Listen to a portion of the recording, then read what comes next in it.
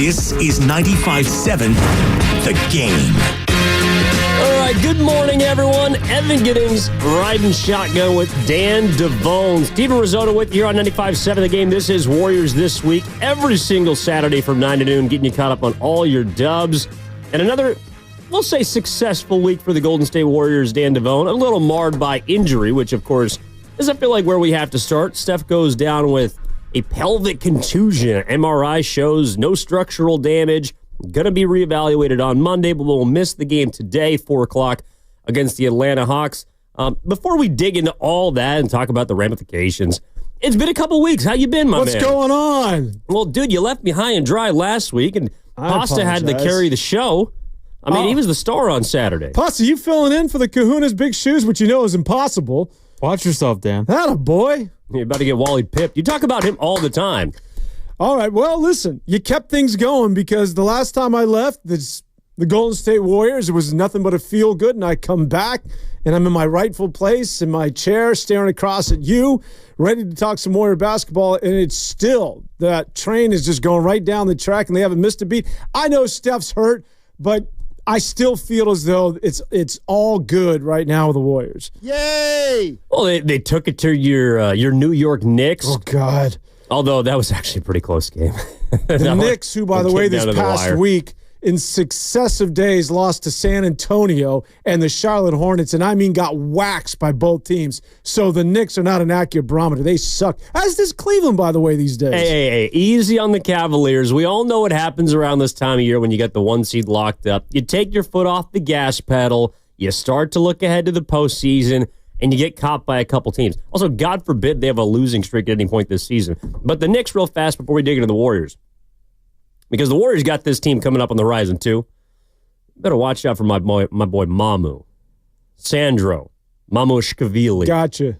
13 of 14, 34 points in 19 minutes. I heard you. Against the New York Knicks. That's what might be coming up for the Golden State Warriors. But last thing on the New York Knicks, just to tie it back to the sure Warriors. We'll talk about him. And Draymond Green, the Karl Anthony Towns feud. You just got to check out Draymond's podcast this week and what it is that the two were saying and chirping and going back and forth with one another on the floor. What it is that Karl Anthony Towns said to Draymond Green was absolute poetry. And what makes the show, quite frankly, for me, when you talk about the podcast, it's not Draymond as much as it is Baron Davis. Because Baron Davis, first of all, is stoned. And secondly, when he laughs, it's a genuine laugh, and he lost his crap when he heard what it is that Karl Anthony Towns said to that of Draymond Green. And, I mean, he's probably still laughing. And you laugh, you laugh at what Karl Anthony Towns said, but you laugh more about the reaction that is Baron Davis, who just laughs his ass off. Well, they are an interesting pair, but you brought this up a couple times. I think you might be the number one fan of the Draymond Green podcast with Baron Davis. Well, it's because of Baron Davis. So I'll tell you what it is that he says. So Baron Davis I love Baron Davis. So Draymond, they got into it, the Karl Anthony Towns, and Draymond was talking about it, and he's being pretty forthright. And a cat was urinating on him, by the way. And so Draymond is talking about what it is that they were saying on the floor because they had to be separated. And, of course, there was we know the backstory going into this where Karl Anthony Towns missed a game against the Knicks, against the Warriors back at the Garden. And, of course, it was Draymond who called him out and said that, listen, you didn't want to touch any of that smoke, that being Jimmy Butler and the New Look Warriors. And as it turns out, he had to attend a funeral of a friend. And so there was egg on the face of Draymond Green. His apology was pretty weak. So the two meet for the first time since that somewhat blow up. And then they had words on the floor. Karl Anthony Towns, by the way, went off in that game. And so everybody wanted to know what it is that he said. So you want to know what it is that Karl Anthony Towns said or called Draymond Green? Are we allowed to, say it on the air? It's 3 letters. I think so. Hey, no. We'll find out. Is it a garden tool? It is. Okay, let's just go with garden tool. How about that? Because we can't. We can't go there. I don't think you're allowed to say that. Well, we got the 2-second delay. All right, we'll leave it at that. Well, Pasta's got only so many dumps that he can use here. All right, you better be careful. Let's just take it easy on the FCC, make it easy for him, and call it a garden tool. Can we make any sort of parallels with Santa and sort of what it is that he might say at a particular time of the year? Yeah, that's exactly 3 of them. Yes. Coming down the chimney. Anyways, it sent it sent Baron Davis into a tizzy that I still don't think he's recovered. But let's get into them Warriors. All right. Well, I mean, the news is that Steph Curry is going to be out for today, a back injury that I think he suffered. Is it a garden tool? Well, I just know you, man. All right.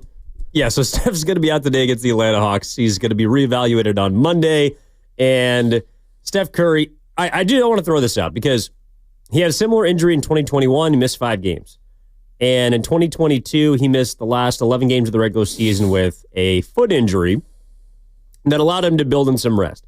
Now, there's parallels, I think, between 22 and now. The difference is the Warriors are right now the 6th seed. They are 41-29. They are a game up on the Los Angeles Clippers and the Minnesota Timberwolves, who they own the tiebreaker with. And the Clippers just beat Memphis last night, which has drawn the Warriors within 1.5 games of the Grizzlies. So, Dan, I'll throw this to you and I'll throw this to the people. 888-957-9570 is the number. Evan Giddings, Dan Devone, Warriors this week. What is more important? Seeding or Steph? The health of Steph or the particular seed for the Golden State Warriors? I mean, I think that how I read it now, clearly you're going to lean towards Curry, but I don't know if you have the benefit of not trying to push him if your goal is to stay out of the play-in. You have Jimmy Butler now, which should ideally be allowed to allow you to win some of these games against Atlanta's not going to be an easy game, I don't think, but New Orleans, San Antonio, I think they have one more bottom feeder they play before they get to Memphis and Los Angeles on the tail end of this trip. Or Miami, again, on Tuesday. But you're playing with fire if you try and sort of let this thing linger. And I just wonder how people feel about how important seeding is if you're looking at a potential first-round series. Well, I would say that Rick Celebrini, is not going to does not care about any of that. Celebrini does things accordingly to what it is that he feels within his world. And that world is if he feels as though a player is medically cleared and can play basketball, they will get back onto the hardwood. He's not going to be influenced by a coach. He's not going to be influenced by a GM. He's not going to be influenced by circumstances, that being the seedings or the need to play a player. So I think you need to start there. That Celebrini is sort of 1-1. I don't know if he's the best at what he does in the NBA because I don't know all the other medics when it comes to NBA basketball, but I know that he's good at his job and he's a strong personality. So Celebrini's not going to give clearance to Steph Curry unless Steph Curry's ready to go. That's first and foremost. Secondly, I would say that seeding is pretty vital for the Warriors. First of all, you do not want to deal with the play-in tournament. I've said this all along. For an aging team, you need that week off. That week is crucial because load management it's a thing during the regular season. It's not a thing in the postseason because you have so much rest. But you don't get the benefit of that rest if you're playing in that play-in tournament. Not to mention the histrionics with the Warriors in the play-in tournament, which they've never won one of those games. So it's not good. And the Warriors need the rest for a team where your best players are north of 35 years of age. Not only that, but if you get in the 6th seed, you're not seeing OKC in that first round. All right, you might see the Lakers, you might see Memphis, you might get into that 4-5 matchup, right? And you might not see them until the Western Conference Finals. And why is that significant is because, first of all, let me just go on record, and we can talk about this later in the show, but I think OKC's a fraud until they prove me otherwise. Oh, I'm going to fight you on I know when we you get will. to it. But here's the thing, is that OKC, this is the West because it's OKC and everybody else. 2 through 8 is who the hell knows? Like, it is absolutely wide open. Yeah. And so the reward for having a dominant season like that of OKC is the Clippers at the 8th seed. Do you want to play Minnesota in the first round? Now, look, at OKC should win both of those series, or even the Warriors at the 8th seed.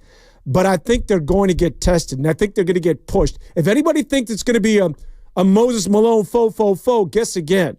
I think OKC is going to get pushed to 6, maybe 7 games. And that's what you want to see if you have to deal with them in the semifinals as a team that's a little bit exhausted. Maybe you have the advantage in terms of rest. They're going to have home court advantage. But I think it's vital that you see OKC not in round 1, but rather in round 2 or maybe in the Western Conference Finals. Yeah, I wouldn't want to catch them at any point, and we're going to fight on that in a little bit. Don't be afraid of the big bad wolf. Well, you don't think they're so big and bad. I think they are ferocious. I think they got fangs, and they're not puppies. At least a few of them aren't. the thing about it is there's like different tiers in the West in terms of the scrunching, right? You have OKC, they're 12.5 games up on Houston. Then Houston to Memphis, 5. From 2 to 5, 3-game separation. Nuts. Houston actually has a couple games up on the 3 seed, so really the 3 through 5 is separated by 1 game. That can change. And then you have the Warriors, the 6th seed through the 8th seed, that's also scrunched. So there's like different levels to this because that's separated by a game. That's to me why playing the seeding game is going to be really, really hard. Like, that's why Steph's health to me is the most important part of this, because you might fall into the play-in, and yes, that wouldn't be ideal, but now you're equipped with a healthier Steph, a closer in Jimmy Butler. What if you end up with Houston in the first round? Because to me, out of all the teams, that would be the team that I'd like to play in the first round. Trying to climb to get up to the 5 and potentially costing yourself stamina and what I believe is, expending energy just to do that. I don't know if that's going to end up benefiting you. So to me, like, playing the seeding game, I don't know if you're going to be able to do that. Like, legitimately look at who you have coming up. Like the Warriors 2 years ago in 23, they would never admit it, but I think they did a masterful job at lining themselves up to play the Kings in the first round. That was a team that was ripe for the picking. They had been healthy all year. They didn't have a ton of playoff experience. They were young, and more importantly, they were a good matchup for the Golden State Warriors. And they beat them in 7 games. That helped them get to the second round, and of course, they lost to the Lakers. But this year, because of how scrunched each of the 2 through 5, the 6 through 8 is, you can throw away the tail end of the play-in, Sacramento and Phoenix. But everyone is so close, Dan, that I just don't know if you can look at a matchup and say, that's who I want to play, and here's how we're going to configure our schedule to get there. Well, the first round, I'm with you, but again, it gets to that second round. Do you want to see OKC in the second round, or do you want to see them potentially in the Western Conference Finals? And you have a chance to and I still believe that somebody can pick off OKC before the Warriors get to them. I strongly in the first round? Believe that. We just said, what's the difference between the first and the second round when you have 7 teams that are so closely bunched that you can't differentiate 2 through 7. So it doesn't matter if it's the Clippers or the T-Wolves or, the Warriors or the Grizzlies or the Nuggets that are playing OKC. Any of them can beat, I believe, OKC. Now, listen, should the Thunder should they be favored? Clearly. Should they be able to handle all of those teams? Will they be, the team that I think everybody has penciled in going to the NBA Finals out of the West? Yes, and deservedly so. But are you going to be shocked if Minnesota trips up OKC? Are you going to be shocked if the Clippers take care of OKC? Would you be shocked if the Warriors took care of OKC? I can tell you personally, I would not. So I think it's important that you get the Thunder not necessarily in the first round, but rather in the second round and again in the Western Conference Finals. Because at that point, I do believe that they're going to be a little bit battle fatigued. And that's what, if you want to really have a shot at OKC, I think it's after they've been pushed to 6 or 7 games in a couple of series. Yeah, I mean, the point of this is the Western Conference is an absolute bear. It is not going to be easy to get out of the West. And obviously, whichever team comes out of the Eastern Conference is going to be hell in a handbasket as well. The Warriors' path to trying to find number 5, or I would say just even get to the Western Conference Finals, is going to be extremely difficult. But obviously, that all hinges on the health of Steph Curry, who was injured late third quarter against the Toronto Raptors, went down, pelvic contusion, left the game, tried to return Rick Celebrini, and the Warriors decided otherwise. He's going to be reevaluated on Monday right before they play the Miami Heat. Quietly, Dan, there's 4 days for the Warriors of Miami, which we can have some fun with in a little bit. But 888-957-9570 is the number. How important is seeding to you right now? How important is Steph's health to you right now? Do you weigh one against the other, or do you feel like they coincide? Let's go out to Jimmy in Bayview. Jimmy, what's going on? Get us started, man. Good morning. Hey, guys. Thanks for having me on. Welcome back. I think this team's going to need 50 wins. What seeding that makes, I don't know. But by Curry being out, that puts load on other players. So if we're in the 7th seed, I think that gives us 0 chance of quote unquote winning the title, which some people are looking at. But we're also playing for that week off. We're playing for that week off to get the whole team rest to stay out of the 7th seed. And, I mean, really, this is a bruised tailbone. I mean, make $55 million, put a diaper on them, and send them out there. I mean, with the schedule, with these 2 games, you get a lot of time off just by missing 2 games. And I think the team needs to go forward as a unit instead of playing this. Oh, let's hold Curry out for 3 weeks and win the title like the other year. I just don't see that. This is a totally different situation. What do you guys think? Thanks, Jimmy. Well, that I agree with, because at that point you had the 3 seed. You also had, I don't want to say a better surrounding cast, but you had, I would say, young talent. You had Jordan Poole. Like, let's just be honest. You had Jordan Poole, who was sensational in the month of March and April leading into that first round, and could kind of, I mean, I think he missed 11 games that went 6-5. So to Jimmy's point, there was, I think actually Steph got hurt on March 20th, which is the date where he got hurt against the Raptors this year. A little bit of a parallel. But you're not in a position now where you can try and just hold on to the 3 seed. Like, you are fighting to stay out of the play-in. And while I wouldn't necessarily be looking at that like a death nail, Dan, I do agree that it would be beneficial in the long run, because you're right. You do get that extra week. I think this is why the Warriors went out and got Jimmy Butler, is it not? They are 7-3 without Steph Curry this year. Well, it didn't. I mean, against the Raptors, they were down 7 when he went out and they won. So we could just say 8-3. This is a team. This is what Jimmy Butler does. And I think the Steph absence without Jimmy Butler is much more of a concern than it is now. And I know Butler went, 1 of 10 or 1 of 11 in that fourth quarter. But Butler's presence and what it is that he's done, we can reiterate, and I'm sure we'll get into Jimmy Butler talk once again, and the love fest continues. But this is why you went out and got him. And by the way, to Jimmy's point, and I know he was having a little fun. Maybe he wasn't, talking about putting a diaper on one Steph Curry. There is something to that. And I get it. I get it that, listen, you've got to rest your stars. That's what basketball right now. Boy, it's early in the show. I didn't even want to get into this, but it pisses me off. This is why the product sucks at times. But this sort of, the idea that you got to rest your stars, and you do, okay? You need Steph and Draymond and everybody. They need legs. But the fact that Steve Kerr, after the loss to Denver, can go in a press conference in 2025 and just say, yeah, he's tired. He's just tired. He needs a day off. I'm sorry, man. Steve Kerr should know better. Steve Kerr played at a time where Michael Jordan didn't say, I'm tired. It's the end of the season. You know what? Sleep when you're dead. Sleep during the off season. There's something to what Jimmy's saying. I'm not going after Steve Kerr and the Warriors specifically because I know that's the way the game's played. Going after Steph. But for crying out loud, this is it, man. This is crunch time. And you're tired? You're tired? Come on, reach down. I don't mean to go Charles Barkley on you and saying back in the day everybody played. I get it. Careers ended when you were 34, 35 years of age. But I'm sorry, man, to hear somebody, and it's not even though they're hiding from it anymore. I guess it was sort of the brazen public nature of I can just disclose this now, that he's tired and he needs a day off, even though we're taking on Denver and Milwaukee and all these huge games and our playoff lives are hanging in the balance. But he's tired. He's tuckered out. It did not sit well with me. You do know what year it is, right? I get it. I understand 2025. I understand. By the way, he wasn't tired. He was emotionally drained.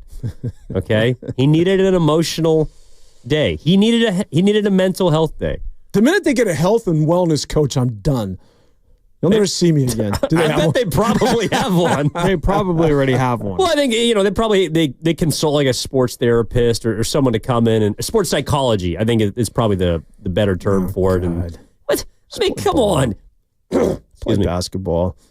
Well, he will. Just not until he's ready to go. Some poor guy in Texas digging a ditch for 12 hours a day trying to feed 5 kids, and we're worried about Steph Curry and his $63 million a year and his health and wellness and his emotional state of mind playing a basketball game. Get on the goddamn court. Well, your boy in Port Arthur didn't have to have 5 kids. It's not his fault.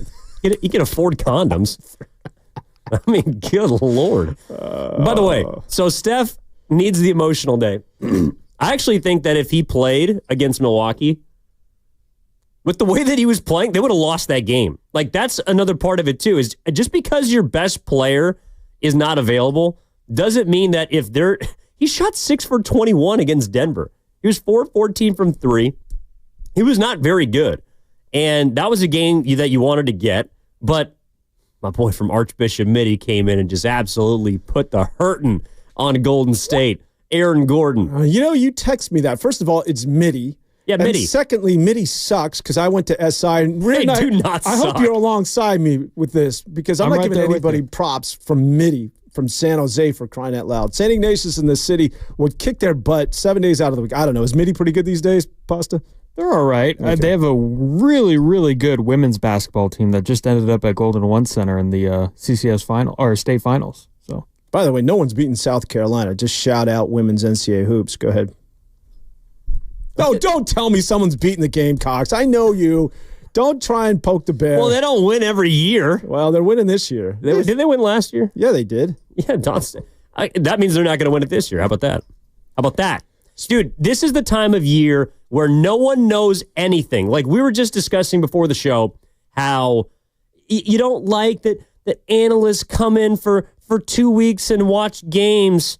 Yeah, that's literally what you all do. What America does every single year. And we're going to sit up here and criticize these guys on television because they don't watch basketball. Neither do you. You don't, Pasta. You don't, Devone, for damn sure. And I don't know who we got listening out there, but you don't watch NCAA basketball. I don't watch NCAA basketball, and I'm paid to watch NCAA basketball.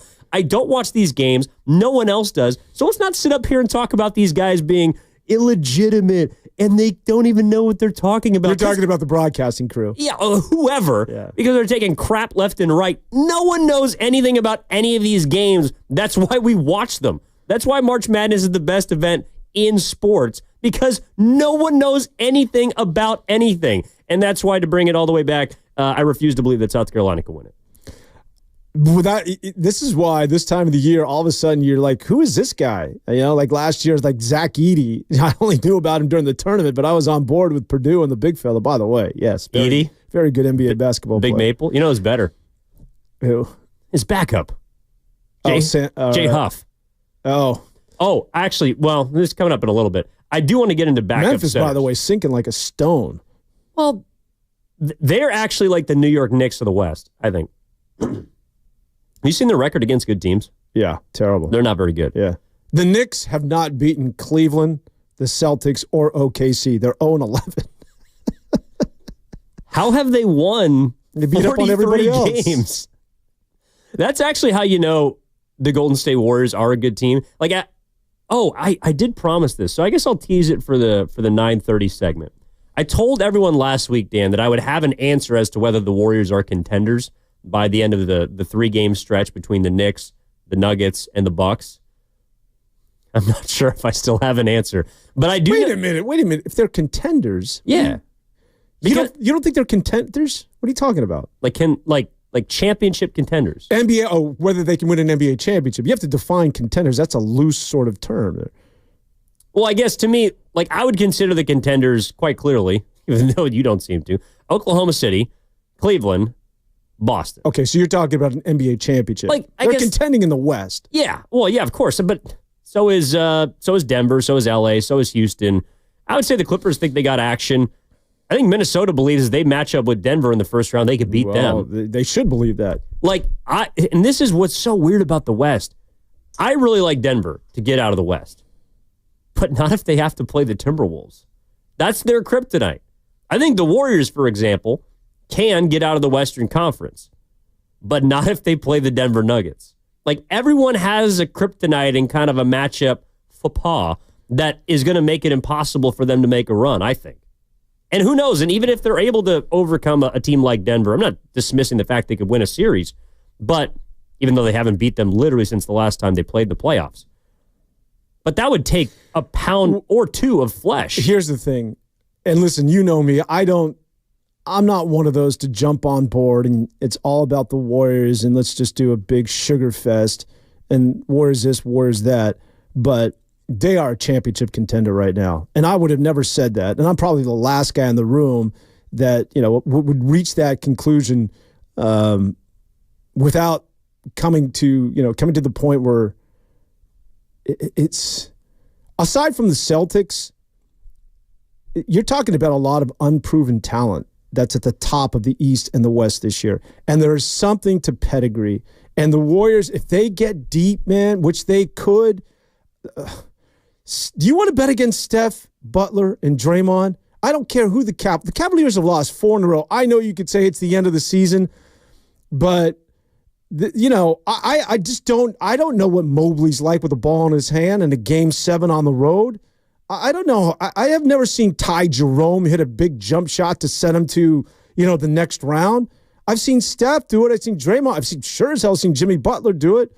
So until we anoint any of these people, you should not be afraid of OKC or any of these teams, aside from that of the Boston Celtics, who, again, getting back to that pedigree word because of last year, are proven. But I would even argue that we talk about how the Warriors were the benefactors of sort of a light path to the NBA Finals and even winning one. Same can be said about the Celtics of a year ago. Are you kidding me? The Pacers in the NBA Eastern Conference Finals, and then you draw the Mavericks? Yes, the Celtics were good, but come on, NBA, we can do better than that. Yeah, I'll bet against Marquette, but I don't think I'm going to bet against Steph. Let's sneak Mitch in New Jersey in before we got to hit a break here. Mitch, good morning. What's going on? How are you? Good. How you guys doing? I hope it's nice out there. Everything's well. Oh, it's beautiful. Got to have Curry back, 100%. He's great, one of the greatest players ever. And I'd be worried about the Lakers in Oklahoma and Denver. They got a lot of sides. I hope we can. Hope Looney can be taken, put in more time because we have kind of a small team. But Jimmy Butler, that was a fantastic pickup. Thanks for taking my call. I'm with you, Mitch, and that's a great segue into our next segment. Again, I'm going to tell you what I feel about the Warriors. Mitch is the new Captain Obvious. Easy. Get off my guy, all right? He's calling him from New Jersey. Our other guy, New Jersey Ken, is not here today to defend him, but I will. And we also got to get into Jimmy Butler. I got family in Jersey. Oofa. Where don't you have family? Jersey, man. Italians. I got the Italian. The Hawaiian side. The Italian side don't mess, man. That's what I'm saying. You got the west side and you got the east side. I don't know where you're from. You claim St. Ignatius, but I swear to God, you went to PS 42. PS 42. Good knowledge. All right. We'll be back on the other side of Warriors this week. Evan Giddings, Dan Devone on 95.7 The Game. Meanwhile, at Xfinity. So, influencer life.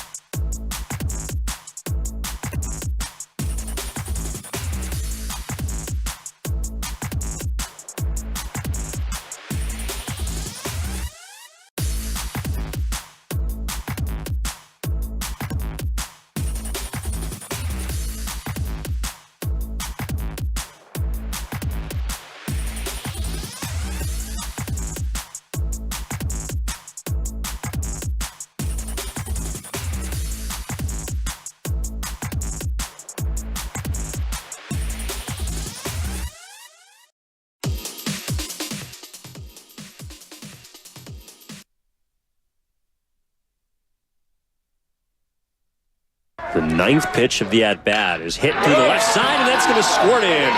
Garcia's going to round third. The throw comes in from Lewis and is offline, and Santa Clara takes the lead. A 2-out RBI from Dylan Joyce has the Broncos on the board to begin the WCC opener. Now back to Warriors This Week on 95.7 The Game. All right. Is that Dave Fleming? That was me. Who was that? Yeah, that was me yesterday. I thought Pasta would throw it at you, get a little grade 1 through 10. I know you're a harsh critic, man. I like it, man. I've told you this before. That was the only run they scored yesterday. I told you this before, that I listened to you called a game last year, and I was like, all right, let me just listen for a couple of minutes, and I was driving was I driving to the car? No, I think it was at home because I had to actually get online and listen to this thing. There's like 3 loopholes you had to jump through. And so I was like, wow, man. You got it, kid. You got it. You just need reps, man, and you're on your way. You got it. I think the most difficult thing that you have down in doing a baseball game specifically is to keep that ongoing conversation, because unlike the other sports, there's so many lull moments, right? And so you can't force it. You got to find that tempo, and you got to get that rapport with your audience, and then you have to fill things in. It's difficult, but the best baseball players used to come from the South. They used to talk about this. I don't know if you remember a guy named Ernie Harwell. He used to do Detroit Tiger games. He was a legend. Even Vince Scully. And these guys, you think about guys from Georgia sitting on the porch just spinning yarns, talking stories. And that oftentimes in a lazy Saturday afternoon in the middle of the summer, and it's a game that, whatever, it's 4-0, and you're just trying to, it's almost like doing this. You got to be a personality that's telling stories. It's keeping the fans engaged when the action isn't necessarily that rapid tempo of going up and down the floor like that of basketball, or the consistent perpetual action that the NFL provides you. Baseball is much more difficult. It's much more niche. And I think you have that ability. I think I mentioned this. There was a game that you were calling, and there was like a fly ball or foul ball hit off to the left, and it landed in some random field, and you happened to tell me about what this field was and how it paralleled the stadium that they were playing at. And I got a picture, and that's what you do, is that you're given a blank canvas as you sit down to do a baseball game. Vince Scully would say this, and then you just fill it in. You color it in, and then when you're done, you hand what was once a blank canvas in, and it's this picture of an entire game, but not just of the game, but of everything else, of the day, of the crowd, and that's a good baseball announcer. And you, in the brief time that I listened to you, and I'm sorry for going on too long about this, but you have the X factor. Well, I did tell Pasta that I told you. He loves talking about play-by-play. I know. You set me up, man. No, he loves talking about play-by-play. It's one of his favorite things. Yeah. It is. Well, but I think you also have a good ear for it, so I appreciate the kind words. And also, too, like, what we do on Warriors This Week on Saturday, like, that's why baseball, to me, is the most fun sport to call. All 3 of them are very different. Like, it's really hard to describe. Like, if someone asks you, hey, what's your favorite sport to call, broadcast, whatever, I'm like, well, they're so different. Football is very stop and go, so there's time, but you also have to set up your color analyst. That's a different challenge, and who you're working with dictates a big part of that sport. Basketball is so free-flowing, and I actually think it's the most exciting sport to do because the crowd, you can really ride that wave. Like, if there's a 12-0 run or a 12, you feel it. Like when you're watching a Warriors game, or if you're at Chase or if you're at home, you can feel the build of the crowd. And the good broadcasters, I believe, are able to sort of just kind of sit right behind that wave, almost like a surfer. Like you're not right in front of it. You're kind of building up, and then you get on top and you just ride that wave in. That's how I feel about basketball. Baseball's you can kind of bleep around a little bit, like especially you have to in a 4-0 game in the 4th inning with nothing going on. Yeah, I might. If you have a really good crew, and Santa Clara does a good job, if they pan over to the Bucky the Bronco, well, yeah, I'm going to have something for that because I got nothing else to talk about. We got 2 outs with nobody on, and I got to fill 30 seconds.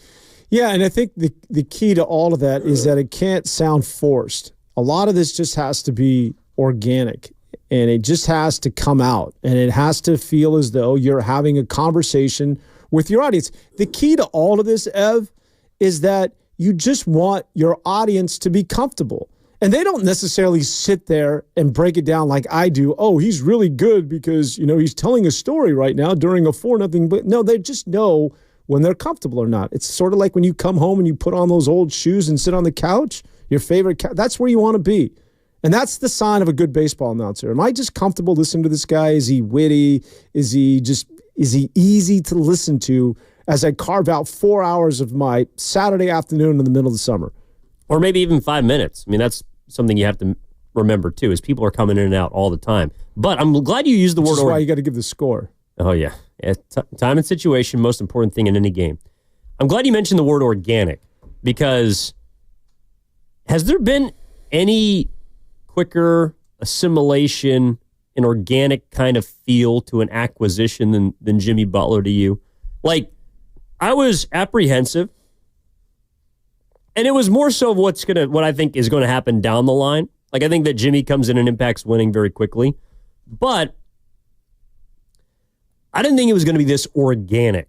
Like, his relationship with everyone on that team appears to be organic. And it's even just as simple as, Pasta, do we have the back and forth with him and Buddy Hield after the Raptors win? And the one that doesn't involve the F-bomb from Buddy. That, to me, is the perfect example of an organic relationship that took like 3 seconds. Jimmy Butler and Buddy Hield are doing shows at the Apollo after wins for the Warriors. They're hilarious. And it's completely natural, and it's organic. And that's something that I certainly did not anticipate. What's the origin of their friendship? Well, first of all, let's hear it. Steven, could you please play the cut? I can do that too. Yeah. I told Dre, like, you're not the only one that got that. You don't pass the ball enough to get a triple double, so I'm not even worried about you. Man.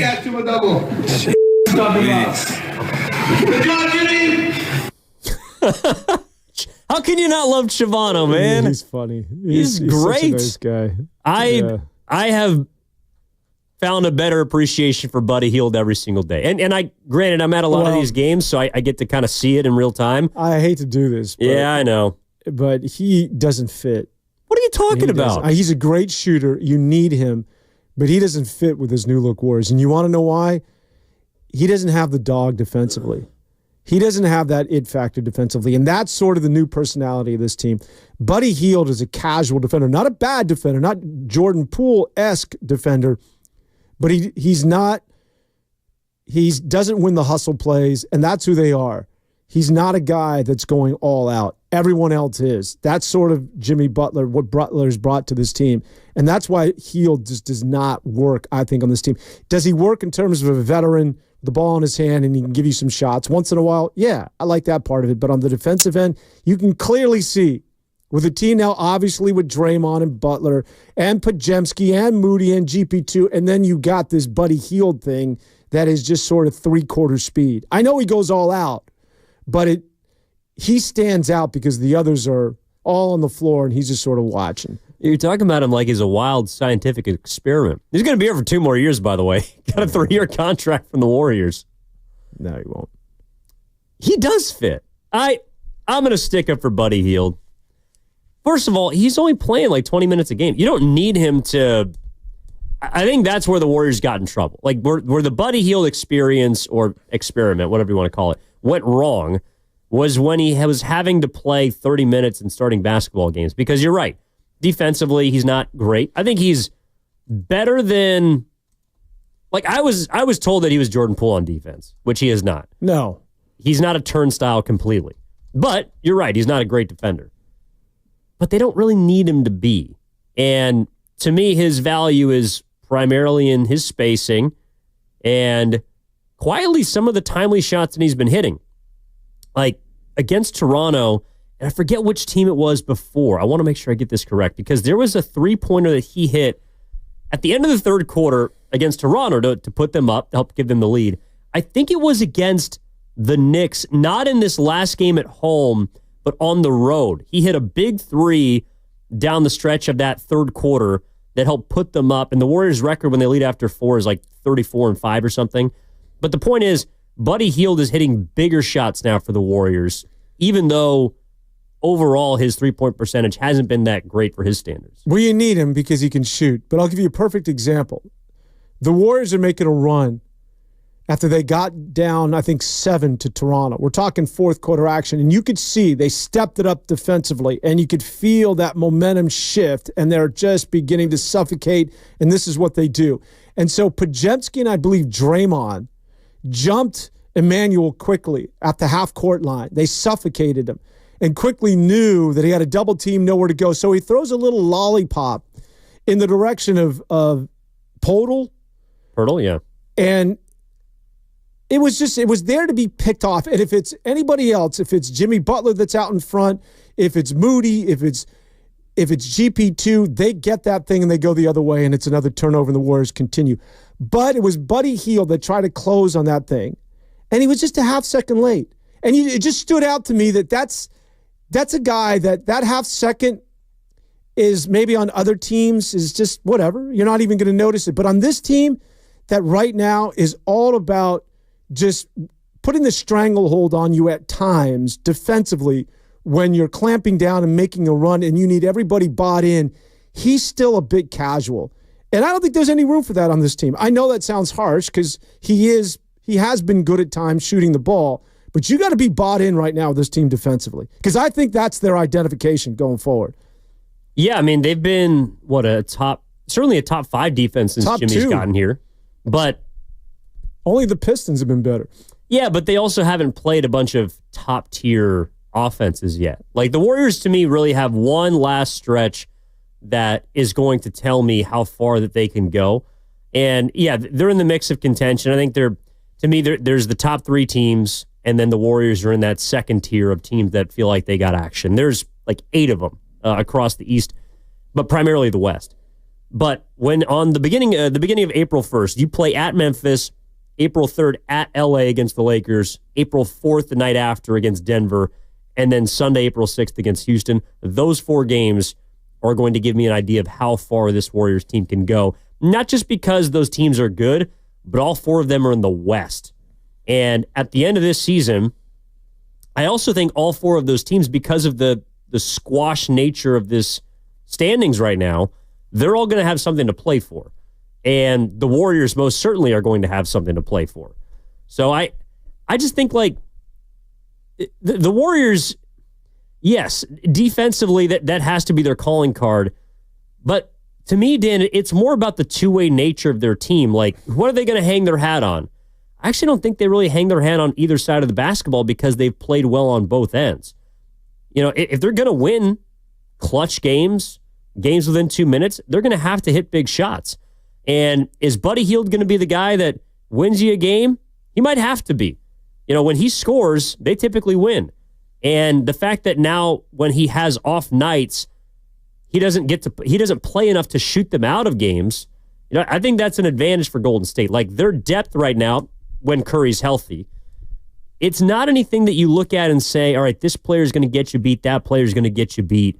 I think it's really just going to come down to how well Curry, Butler, and Draymond play, and maybe more importantly, if they're able to hold up in terms of their health. Let's take a call. All right, let's go to Junior Pacifica. 888-957-9570 is the number. Evan Giddings alongside Dan Devone here on Warriors This Week. Junior, good morning, my man. What's going on? Good morning. Good conversation. It's a great time to be a Warriors fan. So fun to see these guys, get their swagger back here. And I just got to mildly agree with Dan on the Buddy Hield point. You know, there's an expression that came out of the military. We're on defense, most of our players are inside the opponent's OODA loop, meaning if I've got the ball, I got to watch for a steal. Every second there's a Warrior in front of me. And if we can get every Warrior on the floor to live up to that. So it's not a complete on-off switch. I just think Buddy's going to see fewer minutes. I think JK is going to get brought in more on the conceptual side of defense. You know, he's excellent with the person in front of him.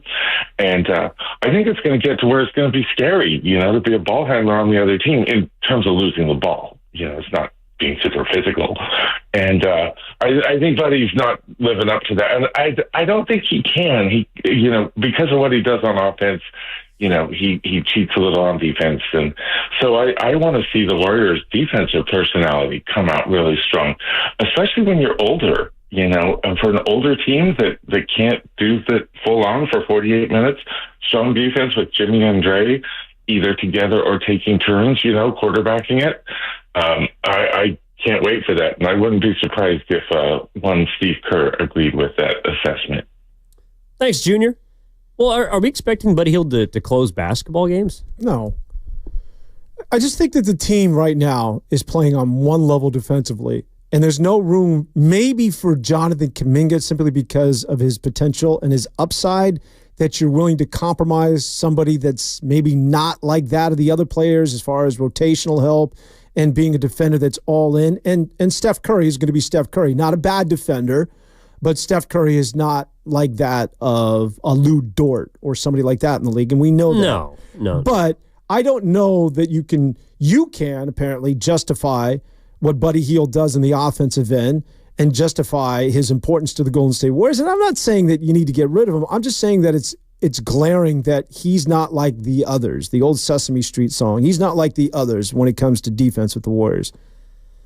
Well, the fact of the matter is, like him, Buddy Hield's not a perfect player. But the Warriors, they don't have any shooting. No, that's true. Like, they don't have anybody who can hit threes outside of Steph, Chavano, and Quinton Post. I would even put Post in front of Chavano or 1-2 or. Oh, yeah. Well, he's shooting better than Steph from three. Like, Quinton Post is shooting 43% from three-point range. Yeah. That is ridiculous. I also have a stat that'll kind of put into perspective just how damn good that rookie has been this season.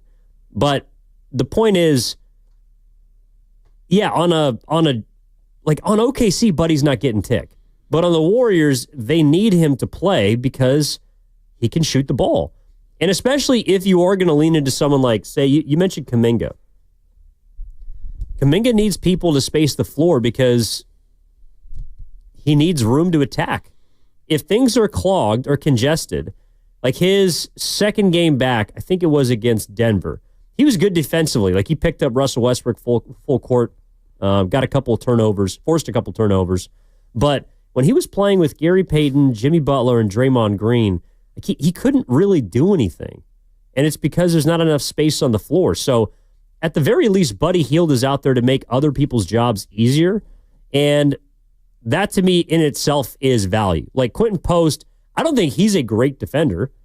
And in a playoff series, especially if you're talking about like OKC, like, he's going to get hunted like a deer by some sort of feral animal. Like, SG, do you remember that? Now, they won this game, but you remember the game where OKC came in and Chase Center and SGA had like 50? Yeah. And that he had 21 in the first quarter? Yeah. Yeah, who was that on? You tell me. Primarily Post. That's why he didn't play for the rest of that game. Well, against Denver, Post got played off the floor because Aaron Gordon. Yeah, he's still matchup dependent. I think we all agree. Yeah, but I think Buddy, you can fit him in more because he doesn't have to guard bigs. That's the reason. But he's playing like 15, 20 minutes a game. I think Quinton Post, along with Jimmy Butler. By the way, Chavano is Buddy Hield's name.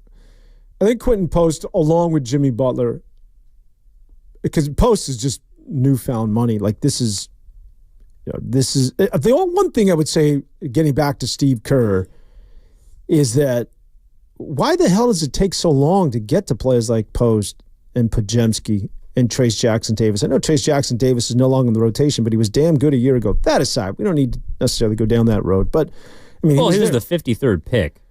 I don't think I don't think most people expect rookies to come in and impact the game this quickly. In fact, I think Dunleavy even said that. Like, when you draft players, you're not expecting your rookies to be game changers year one. That's a plus. He is a game changer. I think he's just as important. Obviously, Jimmy Butler is more so, but the emergence of this guy has unlocked a whole nother dimension of the Golden State Warriors. And if you were to point at the reason why they've had this resurgence, starts with Jimmy Butler, but in a close second place, it's Quinton Post.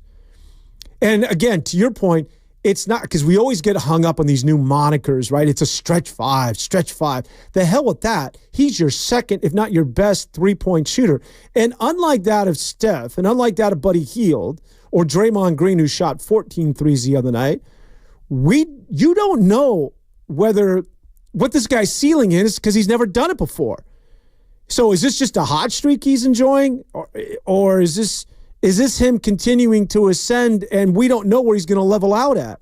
Because what I'm seeing now by defensively, what it is that Quinton Post and the Warriors are seeing from other teams is that initially they're like, go ahead and shoot that, man. Rook, the hell are you, Boston College, whatever, prove it. And now they're casually like, all right, we need to get out on that guy. And now you have to extend on Quinton Post. And if you have to extend on Quinton Post, it usually means it's his counterpart, which is usually a 5, or it's a 4, which is opening up that middle of the floor for Steph, for Jonathan Kuminga. The dimension that he has provided, not only as the most effective three-point shooter, but also being able to stretch and give you that quote-unquote valued spacing on that basketball team, is as valuable as anything, including the addition of Jimmy Butler. Yeah, their center play is going to be interesting come playoff time, but I don't think that those guys are going to be, again, the reason why they win or lose a game, just because they're not going to play as much. This is from the 415. Forget Buddy. Can we talk about Looney? He's getting crushed. We're going to need TJD to provide defensive help and stints. That's what's killing us versus Denver and even Raptors. Yeah, there's been an archetype of players that has hurt the Warriors. Like big, powerful forwards. I wouldn't even say centers, really, but just athletic wings. They've given the Warriors trouble. Obviously, Aaron Gordon just had 38. I thought Scotty Barnes was awesome in the Toronto game. He had 29 and 10. You go back to the Orlando game during the last road trip when Paolo Banchero had 41 points against the Warriors. Yeah, those guys are going to be problems. But I don't know if that's going to come down to Looney or Trace Jackson Davis. That's why I think the Warriors are hoping not to get a matchup with a team like Denver. But every team has got big wings. I mean, that's what wins in the playoffs. And that's why if the Warriors are going to try and make some noise, someone like Jonathan Kuminga, to me, along with Moses Moody, like they gotta grow up quickly. And I think Moody's had the opportunity to do so because he's played well. Kuminga, unfortunately, due to 31 games that he's missed, has missed out on a lot of opportunity. And this team is very different, but they're going to need their wings to play up, and that's going to be really hard to do. I'm glad you mentioned Jonathan Kuminga and Moses Moody, because you're right. They need both of those players. And where are you, Priest, and where are you, Coach, and all the Jonathan Kuminga lovers? Jonathan Kuminga, I don't put this on Jonathan Kuminga. I put this more on maybe Jimmy Butler and or the Golden State Warriors, because when they get stuck, especially with Steph out, and you can just see it, there's no offensive flow, they're hunting for who's going to get the shot. Now, Butler has just simply said, get out of the way. I'm going ISO. I know you guys don't play ISO. The hell with this motion offense. It's me against the world. And I'll puncture the defense, and then I'll kick out to Bajemski for a 3, but the ball's in my hand. We're going back to Miami, Chicago, Philly, my old roots. It's ISO basketball, even though you guys don't do that around here. The one other guy who can get his, and I've always maintained this, when that offense gets stuck, and it gets stuck a lot, when you don't have Steph Curry, is Jonathan Kuminga. And Kuminga showed, there was one moment in that fourth quarter in that victory against Toronto where he got going right to left through the lane, and he had a little hesitation jump shot. He can do that. So somebody has to entrust him, either run a play for him or let him know, give him the confidence that we also want you, along with Jimmy Butler, when we get stuck or we're late in games and there's no Steph Curry, we believe in you in getting us a bucket. He has that ability. They just have to unlock him and or give him the keys. This is from the 510. In regards to Steph Curry and being tired, I, the texter, did a research paper at UC Berkeley. Go Bears. There are 3 types of overtraining. One is metabolic, the other is a mechanical, and the third is emotional, psychological. In a metabolic overtraining, a person works out so hard that if their immune system crashes, their cortisol levels spike, dopamine serotonin crashes, and mechanical overtraining muscles. Tendons, ligaments are damaged or partially torn or atrophies, and psychological, emotional overtraining. There's a burnout feeling drain, feeling malaise anyhow. That can happen to just about anybody, especially a professional athlete. How about that, Dan? What's his name? I don't know, but he went to Berkeley. He's a smart guy. Oski. Listen up, Oski. Do you know who Michael Jordan is? And I want you to look up Michael Jordan in the flu game. Because Oski, if it was you, you would have sat him down and you would have told him, don't play in this basketball game for all the multitude of reasons you just listed. Athletes are a different breed. Play the damn game. You push through. You punch through walls. That's how you find greatness. Now, that Steph is great, but that doesn't apply. That may apply to your biochemistry major or whatever it is that you're doing out there in Berkeley. Speak with respect to that side of the bridge. Now, listen, my sisters went to Cal. I love Cal.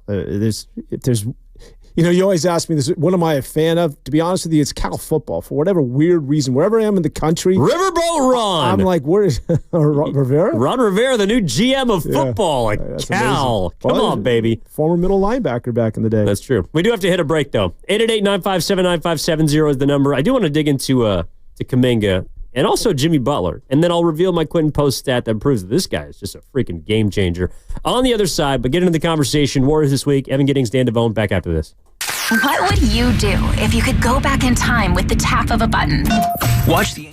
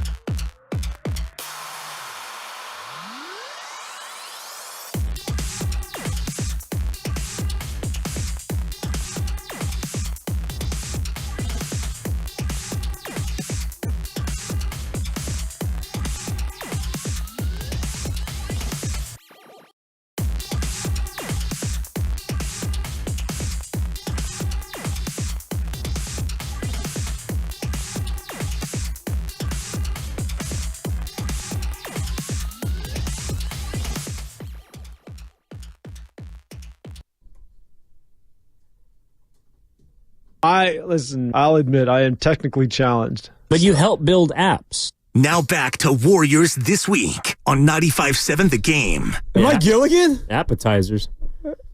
Is this What is this? This is a famous song, right? It's Pasta? It's from the Gilligan's Island theme song. Just walk in with my little fish hat next time. When Jimmy Butler was a Heat, he could not. A 3-hour tour.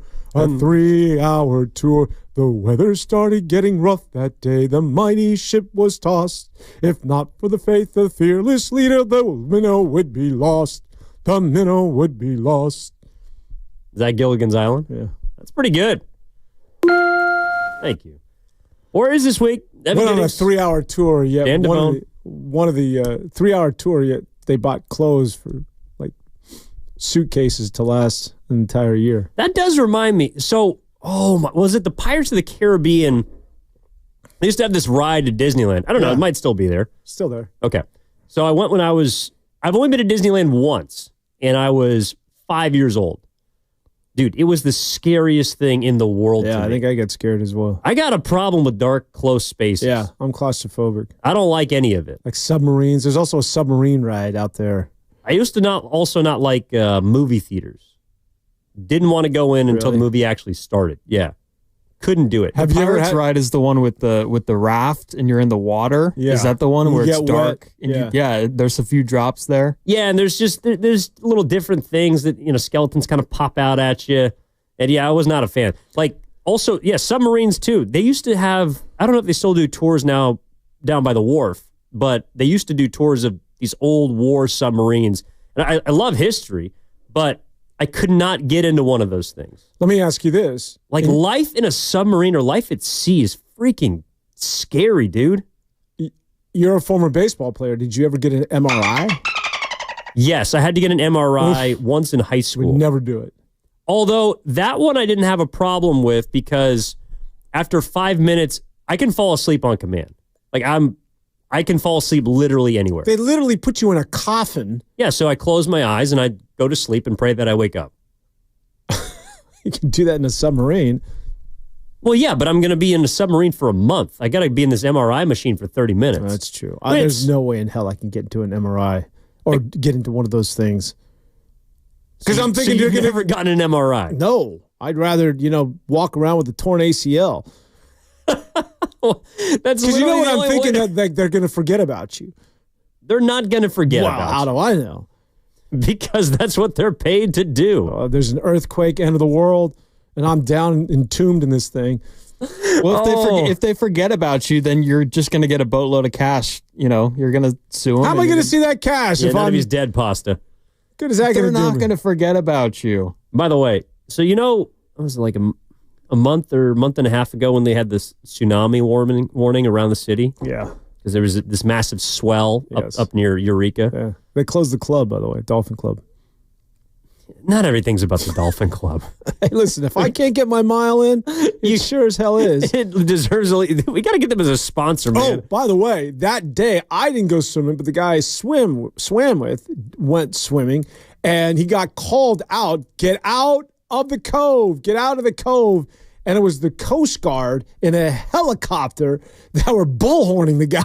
Like, that was real deal stuff. Like, get out of the water. Get out of the water. All I could think of was the latest Godzilla movie. There was just going to be this massive wave that was coming into San Francisco. I was freaking everyone in the office out because in my mind, this is 1906. Like, we're all going down, and this thing is completely over with. And I think the boss is still not forgiving me for that day for creating a mass panic. Not on the radio, but just around the office. Are you familiar with War of the Worlds? Yeah, Tom Cruise, yeah. No, there's the... the original broadcast? Original broadcast with... Was it Orson Welles? Yeah. Orson Welles. Yeah. Who creates this story. It's all fictional. But... The aliens who are attacking the world.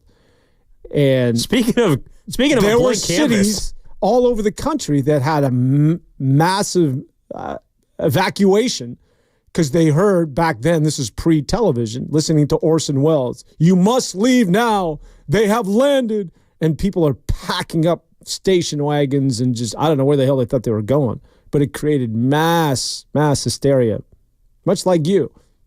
Wow, dude. Well, I didn't actually go on the radio and say anything about it. That guy was trying to ruin America.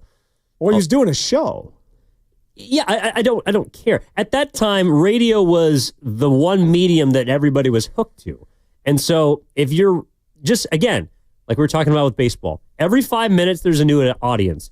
If someone tunes into the nationally syndicated Orson Welles show or whatever and simply hears that aliens are firing the death beam at Earth, I have to imagine a couple of those people are not going to be too enthused and are going to start packing up their belongings.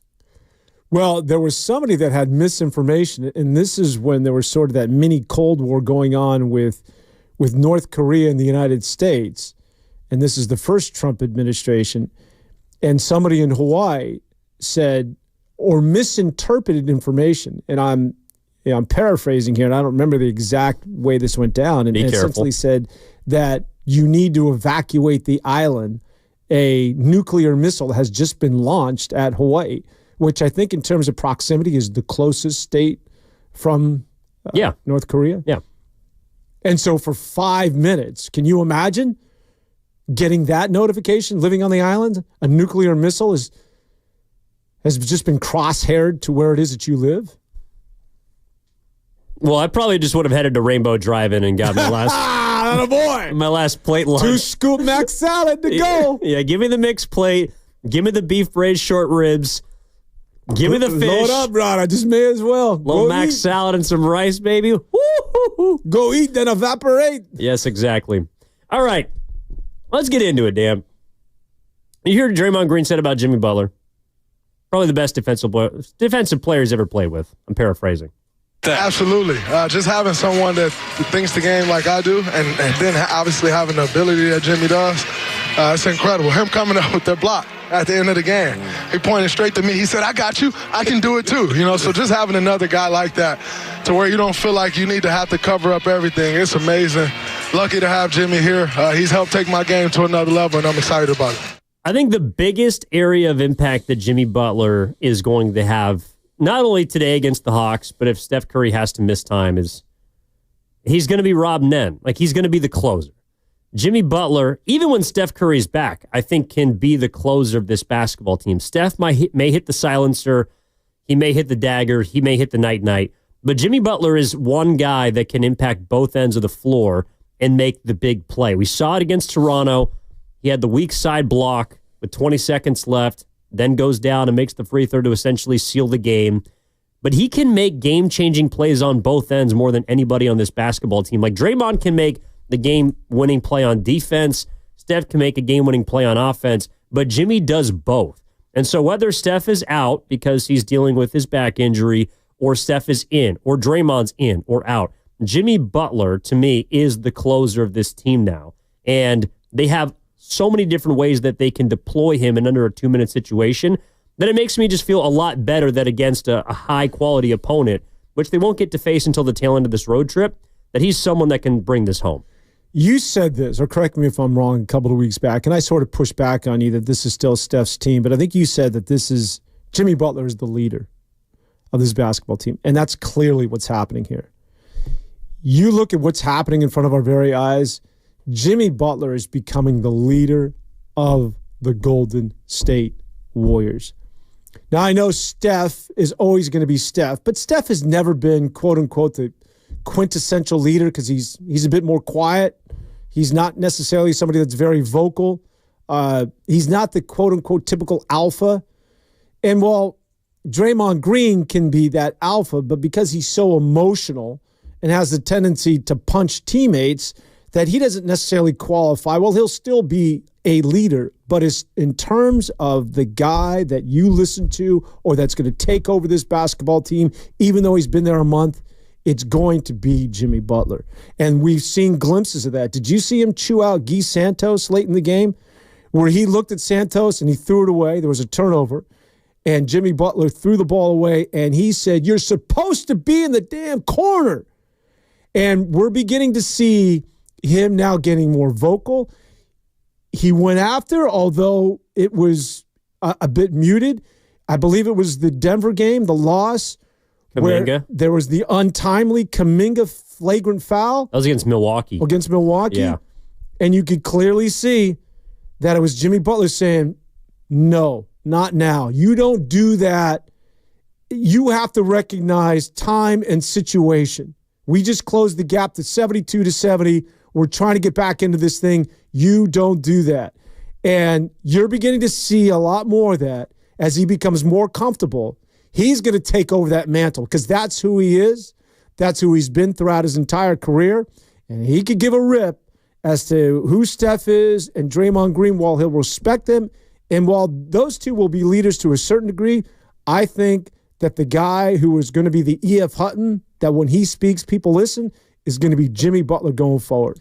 Well, in a way, I think his voice is almost a bit more powerful because he's not a true warrior. Like, I said it when they acquired him via trade, and I think it still applies. Like, he's a mercenary.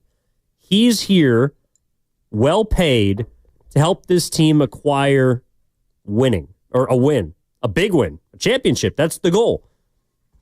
And because of that, and so far, that's all he's done. I think they're now 16-2 when he plays, 16-3 overall. All he's done is help them win games. And so because of that, along with, to your point, his track record, when he speaks, it's not coming from a place of, well, I'm here to help, kind of work you along. I'm here to help mentor you. No, like Butler's at the stage in his career where he doesn't have many years left. Curry doesn't have many years left. Draymond doesn't have many years left.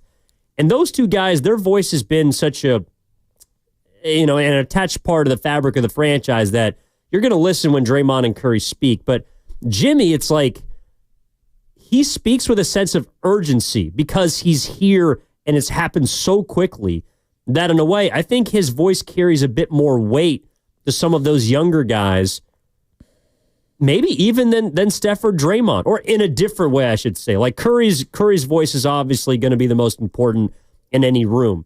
But with how vocal is, like you see the way that Jimmy talks during timeouts. He's always chirping.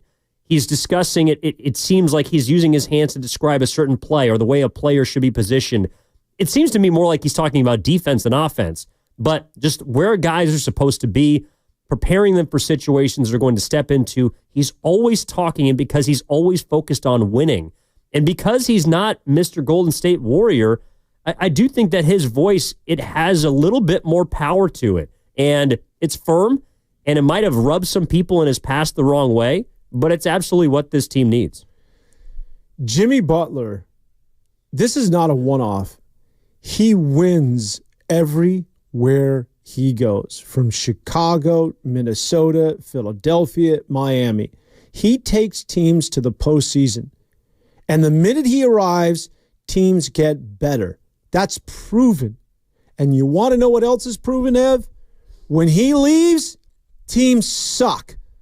So if you want to point at a guy and saying, okay, there's a direct linear cause and effect with one player, it's him, and it always has been. When he leaves a team, they are no longer any good. Look at the Miami Heat and what has happened to that team since the trade deadline and since they got rid of Jimmy Butler. By the way, they have lost an NBA high now, current high of 10 consecutive games.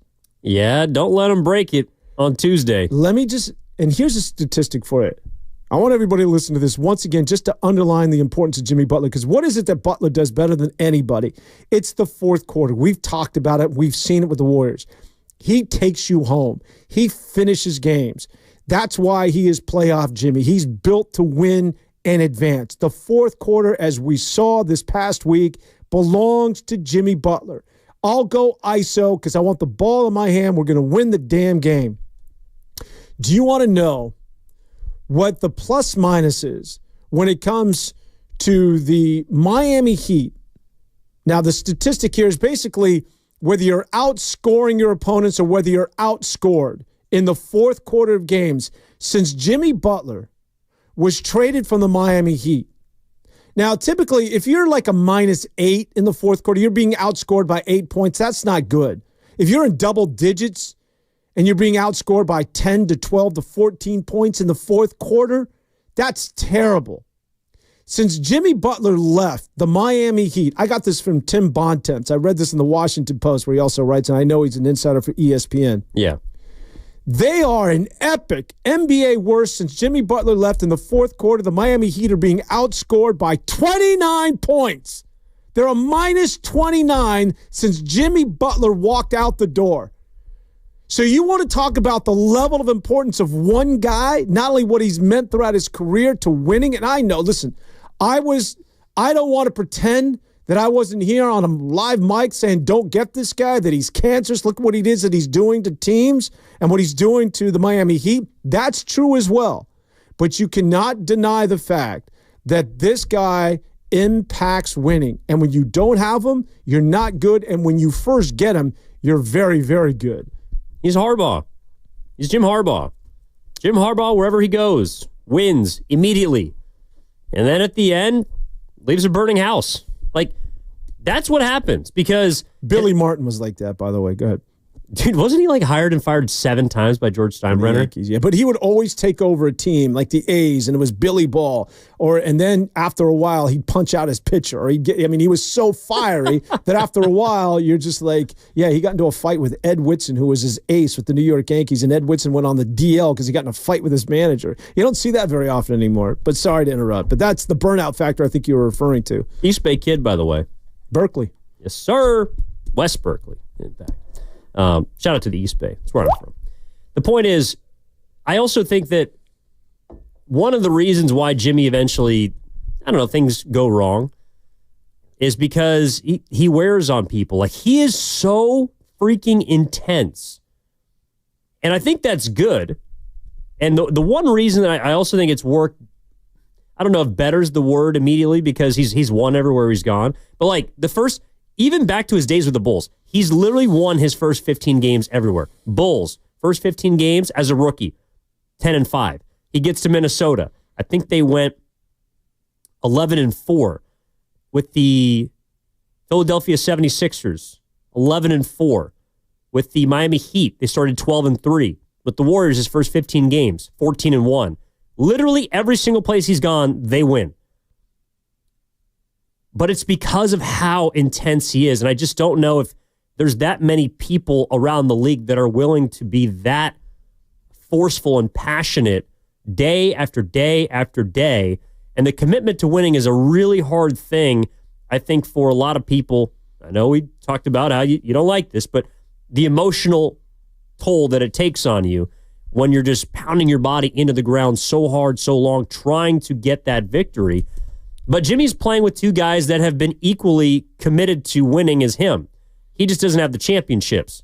Draymond Green and Steph, I think, are, while they're not obviously as intense as Jimmy Butler, they're as committed to winning, and they're willing to go through whatever the emotional damage, the physical damage done to their bodies in order to acquire that. That's, to me, why this has also been a perfect marriage, because Jimmy Butler, I think, has finally found a team. And I don't know if it means they're going to win a championship because they're pretty old and they're past their primes. But he's finally found 2 other players that are, I think, that he feels that are equally as committed to winning as him. And that is an innate respect that I don't believe is common in the NBA. Along with the fact that Steve Kerr has done it at a high level, both as a player and a head coach. It's like Butler can finally, I don't know if it's fall in line, but he doesn't have to pull everyone with him. Like, he's not playing a one-man tug of war. At the very least, he's got 2 other guys, and maybe 3 if he includes the coach, that are pulling with him finally. And I think that's brought him some peace. It's kind of why I talk about this being the last dance. Now, listen, I know it's not Jerry Krause, and you're not going to break up the team at the end of the season. But I don't know if you're still on board with this, but I thought we were hand in hand. We usually are. That if the Warriors are going to win that NBA championship, to me, it has to be this year for a couple of reasons. One of which that they're old. And secondly, I think you can still get OKC. We haven't got into our OKC conversation. I think OKC is still gettable right now. It's not going to be that way for a while because at some point they're going to grow up and the light's going to go on, but you can still get it. But it has to happen this year. And the other being is the burnout factor with Jimmy Butler, which is real. Yeah. Like the first couple of years is the honeymoon, or especially that first year. After a while, Jimmy Butler becomes Jimmy Butler. Very good basketball player, but you want to win now. Here's something for you. Just let this soak in before you give a knee-jerk reaction. If he goes I have to talk. If he goes to Phoenix, all right, let's just say, because he wanted to go to Phoenix. I like this. And the Suns wanted him. He did not want to go to the Warriors. It seemed like it was a foregone conclusion. If he goes to the Suns, are the Suns the number 6 seed right now? Are the Suns the Warriors right now?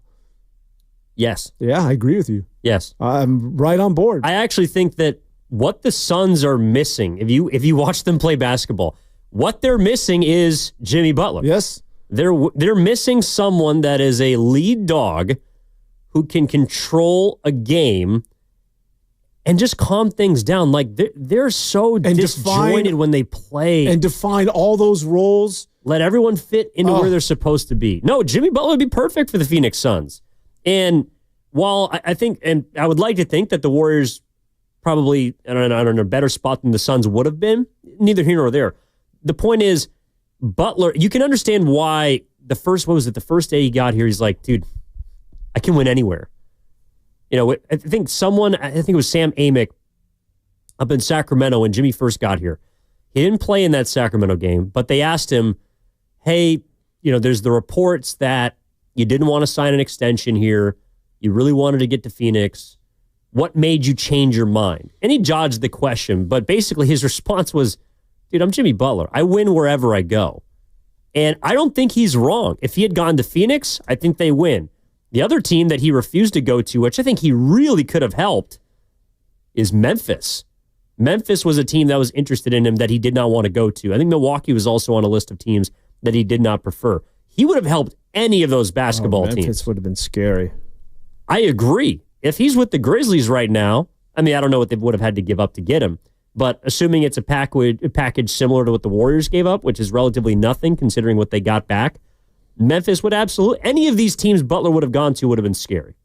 When you talk about scary teams right now, because it is such a slippery slope with the Warriors. It's so precarious right now, as well as they're playing. This is a team that, again, what are they? They're a game away from the 5th seed, and then they're just a game away from sliding right back into the play-in tournament. Yeah. Maybe we can pick this up on the other side. But look out. Here come the Los Angeles Clippers. And here comes Kawhi Leonard. Yeah. Dude, he looks a little slimmer. I don't know because he's obviously he looks like a big Kawhi guy, Leonard of 5 years ago all of a sudden. He doesn't have as much beef, though. But it's like he's a little more agile. He's kind of quick. I mean, he's getting up there in terms of age. But, dude, you look around the West, especially for, let's say, I would say the Clippers, the Warriors, and the Lakers have this in common. Health is wealth. If those teams are 100%, they absolutely believe they have a chance to win a championship. Yeah, I agree. I would throw the Clippers in there because if Kawhi Leonard stays healthy, and that's been the biggest question about him for like the last 3-4 seasons, really since he got to Los Angeles, yeah, they're going to be scary. But the Clippers just beat the Cavaliers. Zubac was 28-20. Well, apparently you say the Cavs stink now, so they're losing a bunch of games. But yeah, Zubac, he abused, who was it, Evan Mobley? 28 points, 20 boards. You think Evan Mobley's going to be Defensive Player of the Year? Could be Draymond. Let's talk about it on the other side. Warriors this week on 95.7 The Game with Evan Giddings and Dan Devone. 888-957-9570 is the number if you want to get in on the conversation. Also, our text line. Shout out to our YouTube chat powered by First and Raquel Credit Union. I'm going to fight with Dan about the OKC Thunder on the other side when we come back. So, what are you reading? I'm checking out the ratings on the new TV.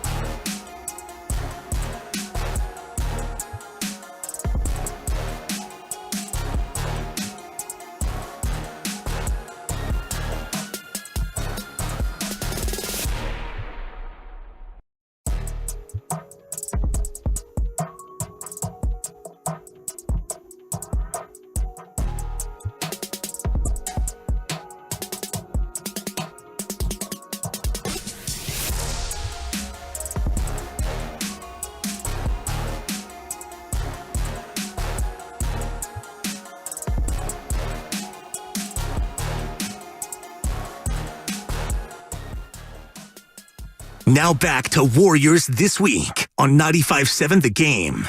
All right, Evan Giddings, Dan Devone, Steve Risotto, a.k.a. Pasta on the ones and twos. And, all right, before we take the boxing gloves out, Dan, before we step into the ring, go 12 rounds on this whole playoff scenario you want to dig into, I want to start this segment with a little bit of love. There was a really cool story last night that was making the rounds in the NBA, and it has to do with the Minnesota Timberwolves.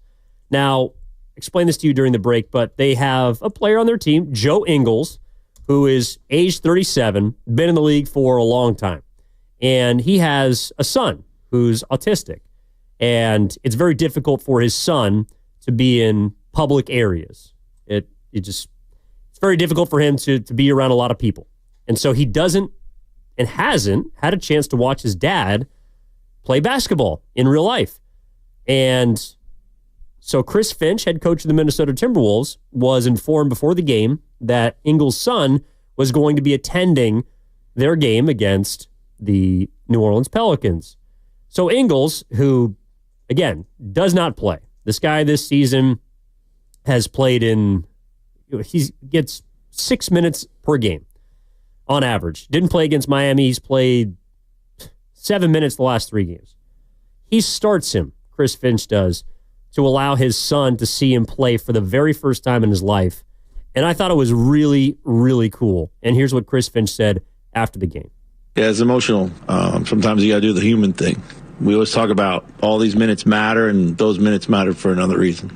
So someone put it in my head today and as an idea to make sure that Joe can see the floor, and I figured if we're going to do it, let's do it in style. So guys were behind it, and I think it gave us the right boost that we needed and change of energy. So it's not often that you get to do those types of things, but we're really happy that we could.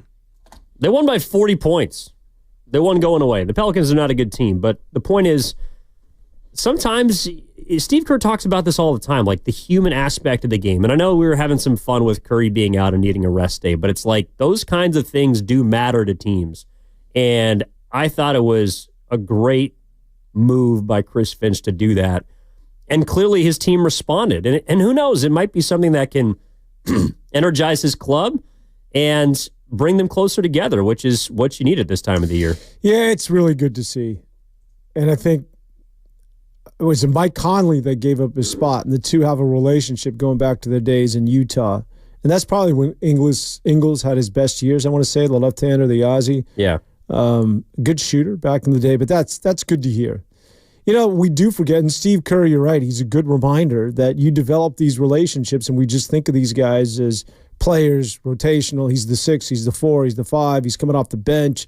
These are his minutes, but they are human beings. And maybe even this might be a bit of a stretch, but when you think about the Stephen A. and the LeBron James sort of going head-to-head, we forget that these guys are also fathers, and that sometimes the emotion comes to the forefront, but it's, these are people, and it's good to see people like Finch as well as the Steve Kerrs remind us of this from time to time. Good story. It's good to hear stuff like that. And I think Joe Ingles explained a little bit further just what he has to go through on a day-to-day basis. If we could cue that up, Steve. Yeah, because I just don't, the reality of it is I just don't think people understand, it, and it gets kind of confused because of the money and the lifestyle of what we get to live, and it is there's a little less stress because I can afford to pay for Jacob to get what he needs, but it doesn't take away the meltdowns at the supermarket or there's been so many times with my wife that is laying on the floor in public, and you can feel people staring at you. They're judging you. They know they're making comments about it, but they have no idea what he's gone through that day or the night before or the situation. And ever since he got diagnosed, it's been what we've tried to do with the awareness of it doesn't matter who you are or your lifestyle, your money, whatever. Jacob doesn't really care that I play basketball. In terms of that. He wants his dad home, and every time I say I'm going to basketball, he's like, he gets. Yeah, so again, it's, just trying to shine a light, pardon me, on the human aspect of things, which we don't often get to see. And I think, the Warriors do a really good job at highlighting just how much the human side of things intersects with basketball. And to me, last night, that was quite simply the best story in the NBA. And there's something about Aussies that just makes it so down to earth. I don't know. I always thought Andrew Bogut was one of the funniest guys in the league, and maybe I'm not, connecting dots here, but there's just something very real about listening to. I could listen to an Aussie talk all day, man. I think they're good. They have a great sense of humor. They're all, for the most part, down to earth. A little crazy. Russell Crowe comes to mind. I mean, there's some nut jobs out there. Also very pretty. Shout out Margot Robbie. But Aussies just seem like good. They seem like somebody will sit down, have a beer or 12 with you, and just be funny and talk and not be the furthest thing from pretentious. Yeah, I'd get drunk under the table by an that's Aussie saying something. any day of the week. Easy. All right, easy. Trying to do better. All right, you want to fight now? Let's go. Okay. So they're never a fight. It's like, ask, like, is a hammer and a nail, do you consider that a fight? Like, I mean, I destroy you every time. Like, what is a fight? It's not even. Jesus. All right, Pasta, we have boxing gloves somewhere in the back. You want to discuss why the Oklahoma City Thunder are kibble to the Golden State Warriors, and I want to know why. I mean, look, I think the Warriors could beat them if they played them in a 7-game series. Well, that's all I'm saying. No, you're not. Move on. Let's drop the mic and go to the next subject. But it would be a damn difficult task. Well, no doubt. I'm not saying they're going to get swept. Okay, now you're backing up. No, I'm saying that. You said they'd sweep them in 3 games. All right, nobody said that.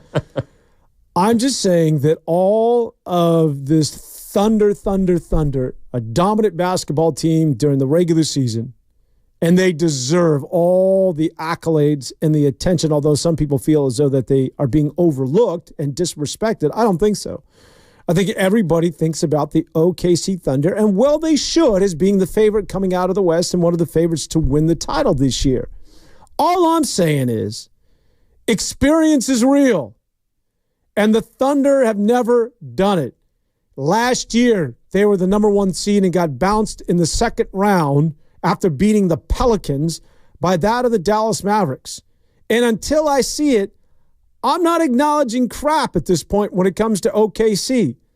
And I think saying that doesn't make me delusional or a hater on OKC. You know who their oldest player is in the rotation? And this is a good thing when you really Caruso? When you're thinking about building a team. But it's SGA, 26 years of age. Oh, they're starters. Starters. Yeah. And everybody else is 23 years and younger. Now, that's where you want to be, because I think even the Warriors would be envious of a program like that where you have your entire future in front of you, not to mention all the draft picks that Sam Presti has been able to gather over they're in the catbird seat. But when it comes to the here and now, 26 years of age and never done that before is a detriment when you're going to the postseason. Now, again, could they be as dominant as they were during the regular season in the postseason? Sure. But I just need to see it before I can recognize them as being a team I'm penciling in coming out of the West. So the only issue I have with the way that people talk about the Thunder is it sounds like they're making them out to be like the 2021 Utah Jazz. I don't know if you remember that team, but they were the 1 seed. No one thought that they were going anywhere in the playoffs. That team also only won 52, 53 games. It was just on my mind because we were talking about Joe Ingles and Mike Conley. This Oklahoma City Thunder team is going to win at least 65 games. Could be 70. Could be 70 games. They demand your respect. They got it. No, they don't. You're talking about them like they're the Houston Rockets. They have my respect of what it is that they've done during the regular season. I'm just saying that now is a different animal. Experience matters when it comes to the postseason. The experience may not matter when it comes to Major League Baseball, postseason, NFL. It matters in the NBA. You got to get your battle scars. You usually got to knock on that door a couple of times before you kick that SOB down. But it is a real thing when it comes to the NBA. When you talk about your rites of passage of becoming a young team that's graduating to NBA championship level. Well, I do think that, experience obviously matters. The one thing that I have pause with in regards to the Thunder is their best player, Shai Gilgeous-Alexander, who I think is going to be the league MVP. Players that are heavily reliant on free throws, a la Harden, you could throw any grifter into there. They typically tend to struggle in the postseason. Now, I think that SGA they're not as much of a one-man band as people make them out to be, because I just don't think that. I think Jalen Williams is really good. I think that Chet Holmgren is a solid number 2 or number 3 option on some nights. But the difference to me between them and, let's say, like one of the James Harden-led Rockets teams would be they defend at a historic level. Like, they are unbelievable on defense. And that's just a team that in a 7-game series, while Shai getting to the free throw line 11 or 12 or 13 times a game might not translate, while he might not average 32 or 33 a night like he is currently in the regular season on 54% shooting, defense, that's going to translate in the postseason. And the fact that they can defend at the level that they have 1 through 5, with Hartenstein, they can go smaller with Chet. Like, I feel like they're going to be a matchup nightmare for whoever they play. Just about every team does this, where you see the Warriors certainly do. You'll see a substitution for defense, offense for defense, or defense for offense. OKC doesn't do that because, to your point, they have so many players that are two-way players. And when I watch OKC play, and I've watched them a lot this year. I was flying the other day and I watched an entire OKC game. And what they typically, every time I watch them play, you know what they do? There'll be a stretch. Yeah, they win. There'll be a stretch of maybe 4 or 5 minutes. And maybe a team will go on 6 or 7 possessions where you're not going to score. Like, every single game, there's at least one stretch of 4 minutes where they stone you and you don't score a basket, and as a result, they get in transition. Suddenly, it's a 15, 25-point game, and they blow you out. Every single game, that has been their earmark. I recognize what it is that they have done defensively. They are very, very good. And not only that, as much as we talk about Holmgren and SGA and Jalen Williams, the depth. Somebody is talking about Aaron Wiggins. I mean, Wallace. All of these players that they have. They're young. They're definitely young. But that's just it. I need to see you do it at this level, because the regular season certainly allows you the number 1 seed and the home court advantage. But I'm not even penciling you into the semifinals. What? Well, Ev, we just talked about, okay, if they play, there's a good chance they'll play the Clippers in the first round, would you, or Minnesota? Sure. Yeah. Again, are you going to be shocked if the Clippers knock off OKC? It's going to be an upset. I would be shocked. I would be shocked. Well, maybe we have a different interpretation of the word shocked. Well, surprised. Brought back to life, resuscitated. like the Warriors? Like the Warriors of the trade deadline? The jaws of life have just been ripped apart. No, I think that if you saw Kawhi Leonard, who's shown signs of being Kawhi Leonard, they're the favorite in the West. That's why I would be shocked. Well, they were the favorite in the West a year ago. Clearly the number 1 seed, and I know Denver was going back and forth with them, but they were the number 1 seed in a very good West last year. I thought they were tied with Denver, right? I mean, technically, they had the tiebreaker, but Oklahoma City, Denver both won 57 games, and then Minnesota won 56. So, like, the top of the West was very clustered. This year, they are by far and away the best team in the Western Conference. I'm not going to be surprised, because when you're the problem with the OKC and Houston and maybe Memphis to a certain degree is that the bottom half of the conference, for whatever reason, is playing their best basketball, and they have the experience. You're talking about LeBron James and Luka Doncic are all looming, man. And you're also talking about the Warriors with Butler and Steph Curry and Draymond Green. And you could even say, you could throw Minnesota in there. You know, Minnesota, Ant-Man learned a lot last year. Rudy Gobert has been there and done that before. I mean, there is experience now. And the Clippers with Harden and Kawhi Leonard and Norm Powell, I mean, you're taking on teams that are in the lower rung of the ladder in the Western Conference that have playoff and NBA championship experience. And I'm one of those that leans towards experience as opposed to the youth that's been dominant during the regular season. Well, I'm actually glad we're talking about this because you know who plays tomorrow night? The Thunder and the Clippers. Yeah, but games right now Inglewood. Games don't mean anything right now. They mean stuff for the Warriors. You can't lose tonight against the Hawks. I know, but listen, shame on the NBA. Because, you see these games. Again, I saw a game because, whatever. I was flying again, and I happened to see. I'm like, okay, I'm going to kill 4 hours. I'm like, oh, my league pass I've got. Let's see who's playing live. I've got the Brooklyn Nets and the Boston Celtics. Cool. And chew off 3 hours watching, 3.5 hours watching this game. That was competitive.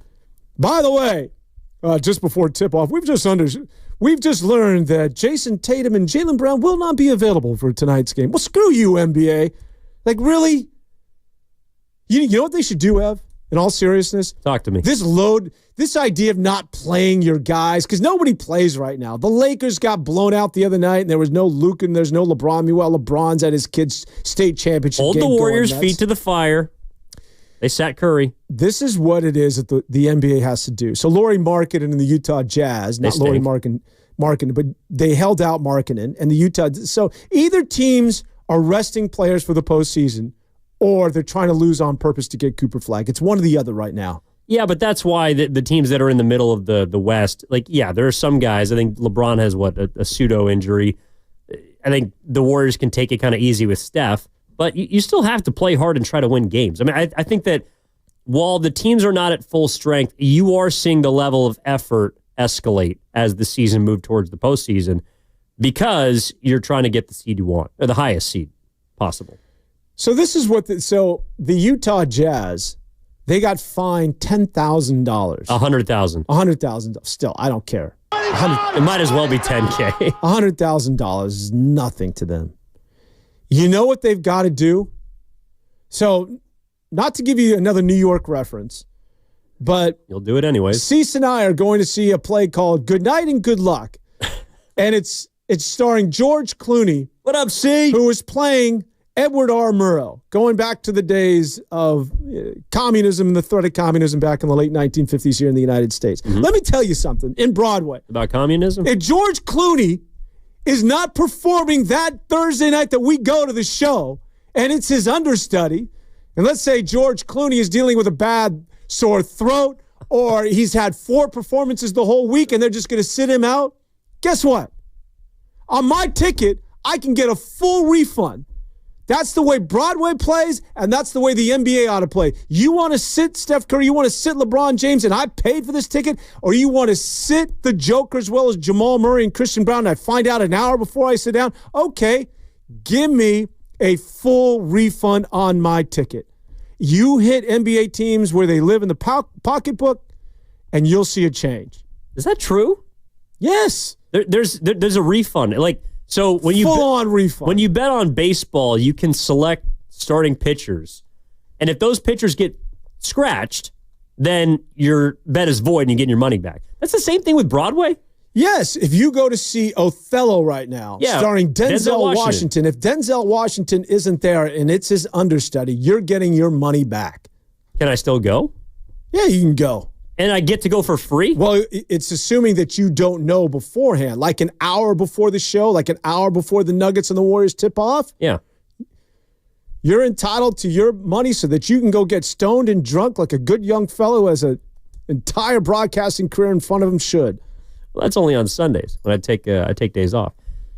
Rochelle, thank you very much. 415 with the Seinfeld knowledge. The text line is coming in. That's incredible. I'll give you another Seinfeld knowledge for you, 415. You might be the only one in the audience that What's gets up, this. Mole? Is all this Jimmy Butler talk? Jimmy. It reminds me of the episode of the guy that Elaine dated that will refer to his name in the third person. He was Jimmy, but he would talk about Jimmy doesn't like people putting his hands on. Don't touch Jimmy! don't mess with Jimmy. And she thought she was talking about somebody else, but he was actually talking about himself. I just watched the episode the other night where George is trying to impress this woman, so he quits his job, and she doesn't walk out with him. And then he comes back the next day like he didn't just quit his job. Yeah, well and tries to sit down at the board table. So classic. Costanza's just sitting there in the corner, and everyone's wondering why he's still in the building. Well, you know where that idea was from? Larry David, the original creator, obviously along with Seinfeld, he did that. He quit SNL as a writer. And he goes to his apartment. So he had a guy who lived across from him who was exactly like that of Kramer. So and the guy great. comes into his apartment and says, this is in New York City. He's like, why did you quit, man? It's like, what are you going to do now? He's like, well, I didn't really think about that. And so this guy goes, this is what you ought to do. Just go back to SNL the next meeting, which was the next day, and just pretend you never did it. Because they were... Larry David would write these great scripts and they would never come to fruition. They would never use his material. So finally he said, screw you guys. He has this big speech. You don't know what the hell you're doing. You can't recognize talent. I'm out of here. And he gets home and he's like, what the hell did I just do? So he goes back to SNL like the next day and sits in a meeting and he was fine. Oh, man. Seinfeld holds up. Yeah, Costanza was not fine, however. All right, let's wrap the segment with John in San Francisco. Jimmy Welcome to dunk. Warriors this week. 707, well done. Yes, he can. John, what's going on, man? Good morning. How are you? Hey, good morning. You guys are doing a great job, as always. To get back to the autism issue that you guys were talking about, last year I went to a training event with the Golden State Warriors focusing on autism awareness. And a guy who played with Draymond Green at Michigan State was the key speaker, Anthony Ianni, who's also a basketball coach, and he played with Draymond, and he was recognized as one of the first autistic players in college basketball. And they put on a great program about awareness, and they have a room for people at Chase, spectators who may find the game too loud or too bright with the lights, and they can let the people sit in there. So I just wanted you guys to know that. Yeah, that's right. Actually, I do remember reading about that, John, when they were creating Chase Center. I don't know if they're called safe rooms, but to your point, I want to say there is a room sponsored by Draymond Green. I don't know if it's called the Draymond Green room, but it's something along those lines where that's where people that have autism can go when they're feeling unsettled during a game. So, no, I appreciate you enlightening us, John. Thank you so much. And again, the Warriors do a really good job at bringing the human aspect of things into basketball and making everyone feel like it's an incredible environment, which it is, and it should be. It should be all-inclusive. But we got to hit a break here. Evan Giddings alongside Dan Devone on 95.7 The Game. This is Warriors This Week. If you want to get into the conversation, 888-957-9570 is the number. Also for the text line, our YouTube chat, and Twitch chat powered by First NorCal Credit Union. On the other side, thank you, Pasta. I got a gripe. I got an issue. And it's not necessarily with the Warriors. It's not even with the NBA. I got a problem with coaches, Dan. By the way, I just destroyed you on OKC. No, you didn't. All right. Well, you might have. No. Pasta, you want to chime in here as the judge? I have no. I'm not taking sides here. I like both you guys. Come on, WCAL. Pick a side. Yeah, don't be Sweden. He's from the city. He's going to be with you the whole time. WCAL, even though he bro. doesn't realize WCL, but you went to SI. I know, you're a rabbit. Why are you guys rabbits, by the way? I don't know. Right. Nobody ever referred to me as a rabbit there. You're a rabbit till you die. You'll always be a rabbit because you never could beat a sign. And there's our musical segment on Warriors This Week, brought to you by Dan Devone. Corny and cheesy. Let's get the hell out of here. We'll be back after this. Rod Stewart returns to Las Vegas. Rod just announced that he'll return to the Coliseum at Caesars Palace for the...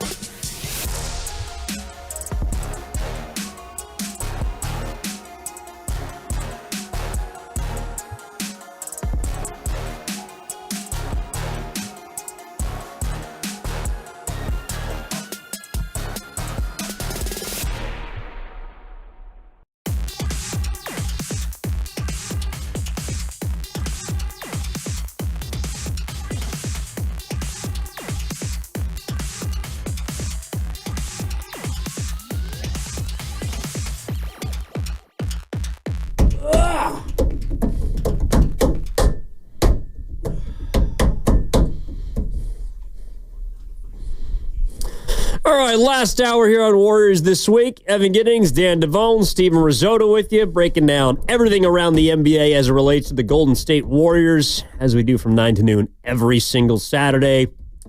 A couple of things to clean up on the text line.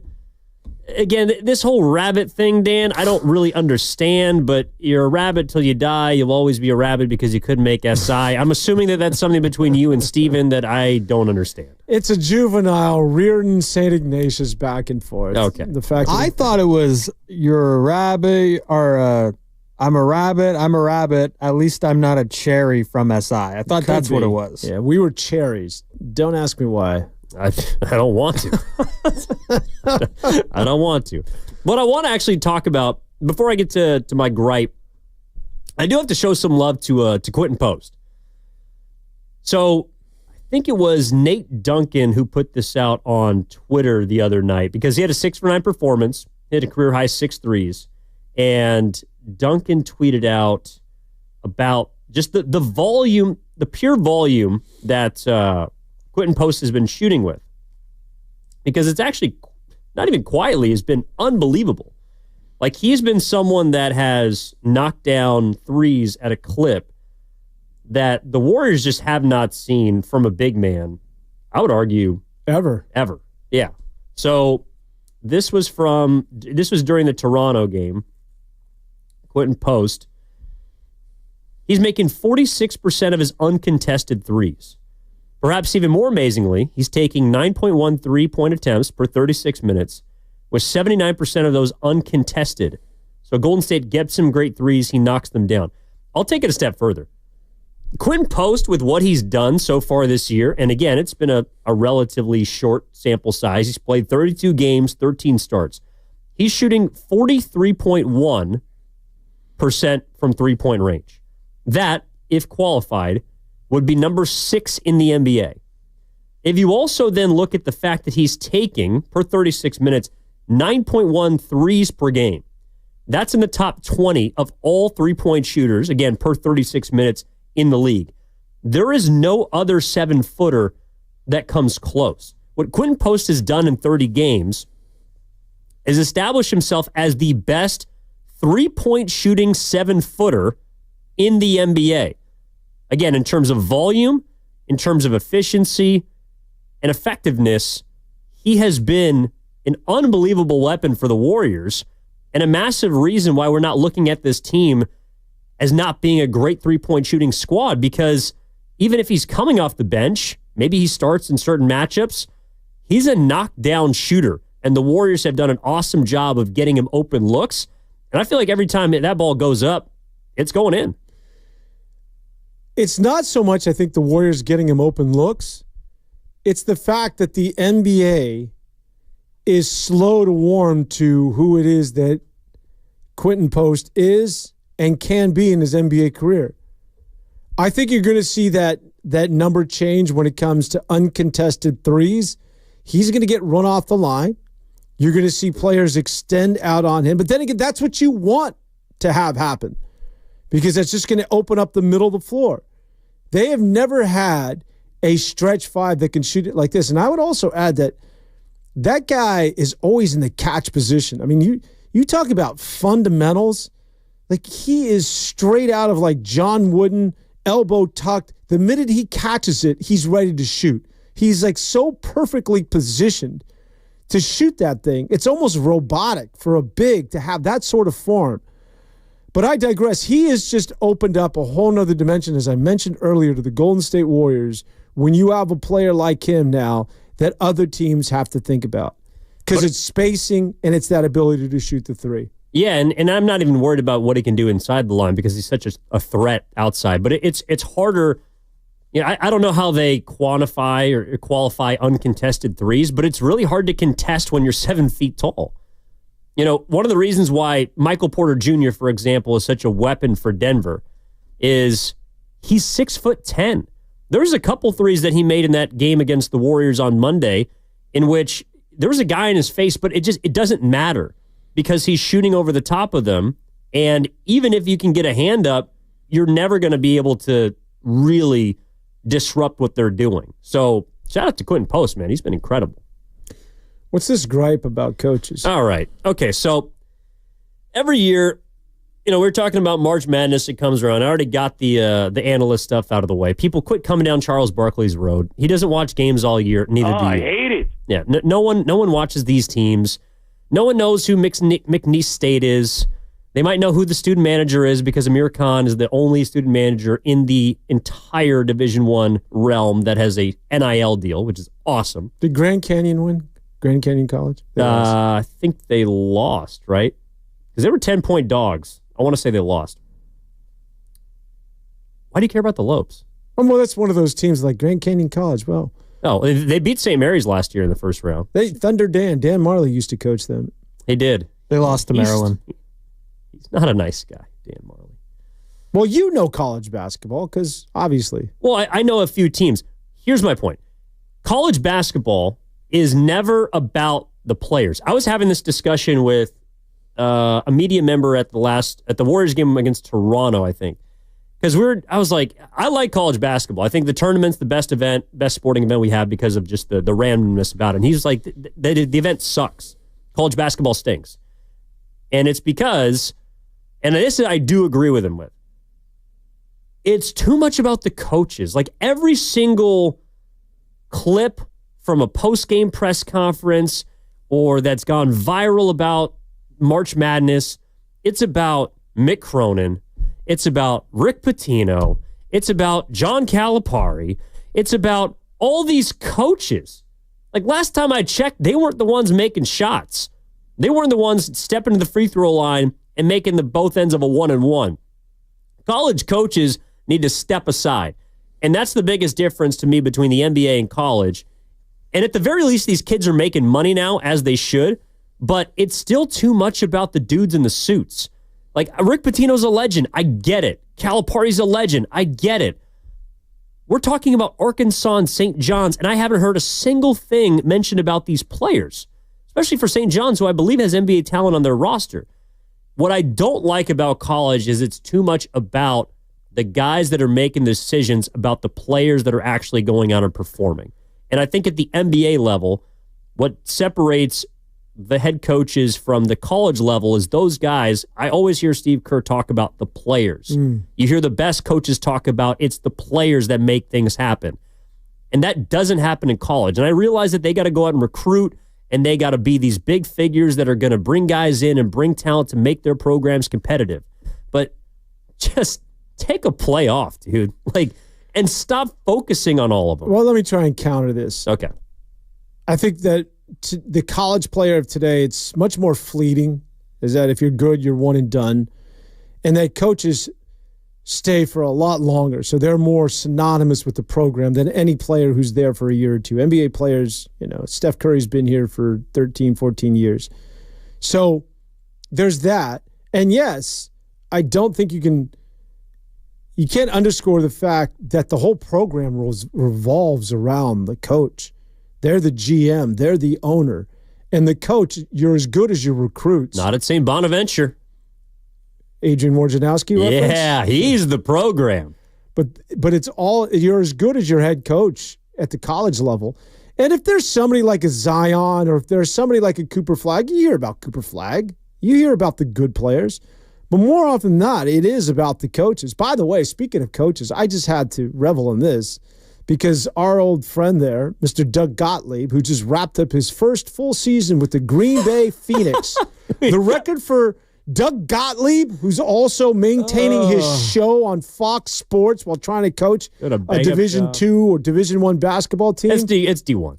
D1. So the Green Bay Phoenix, under Doug Gottlieb in year one, 6-28. Atta boy. Well, it's appropriate. Phoenix rises from the ashes. So, I mean, that's so that would have to happen next year. Well, I think they lost to a D2 team. They lost to Michigan Tech. Yeah, who's got a great hockey program, by the way. The but team he called basketball. Whatever bozos in that press conference.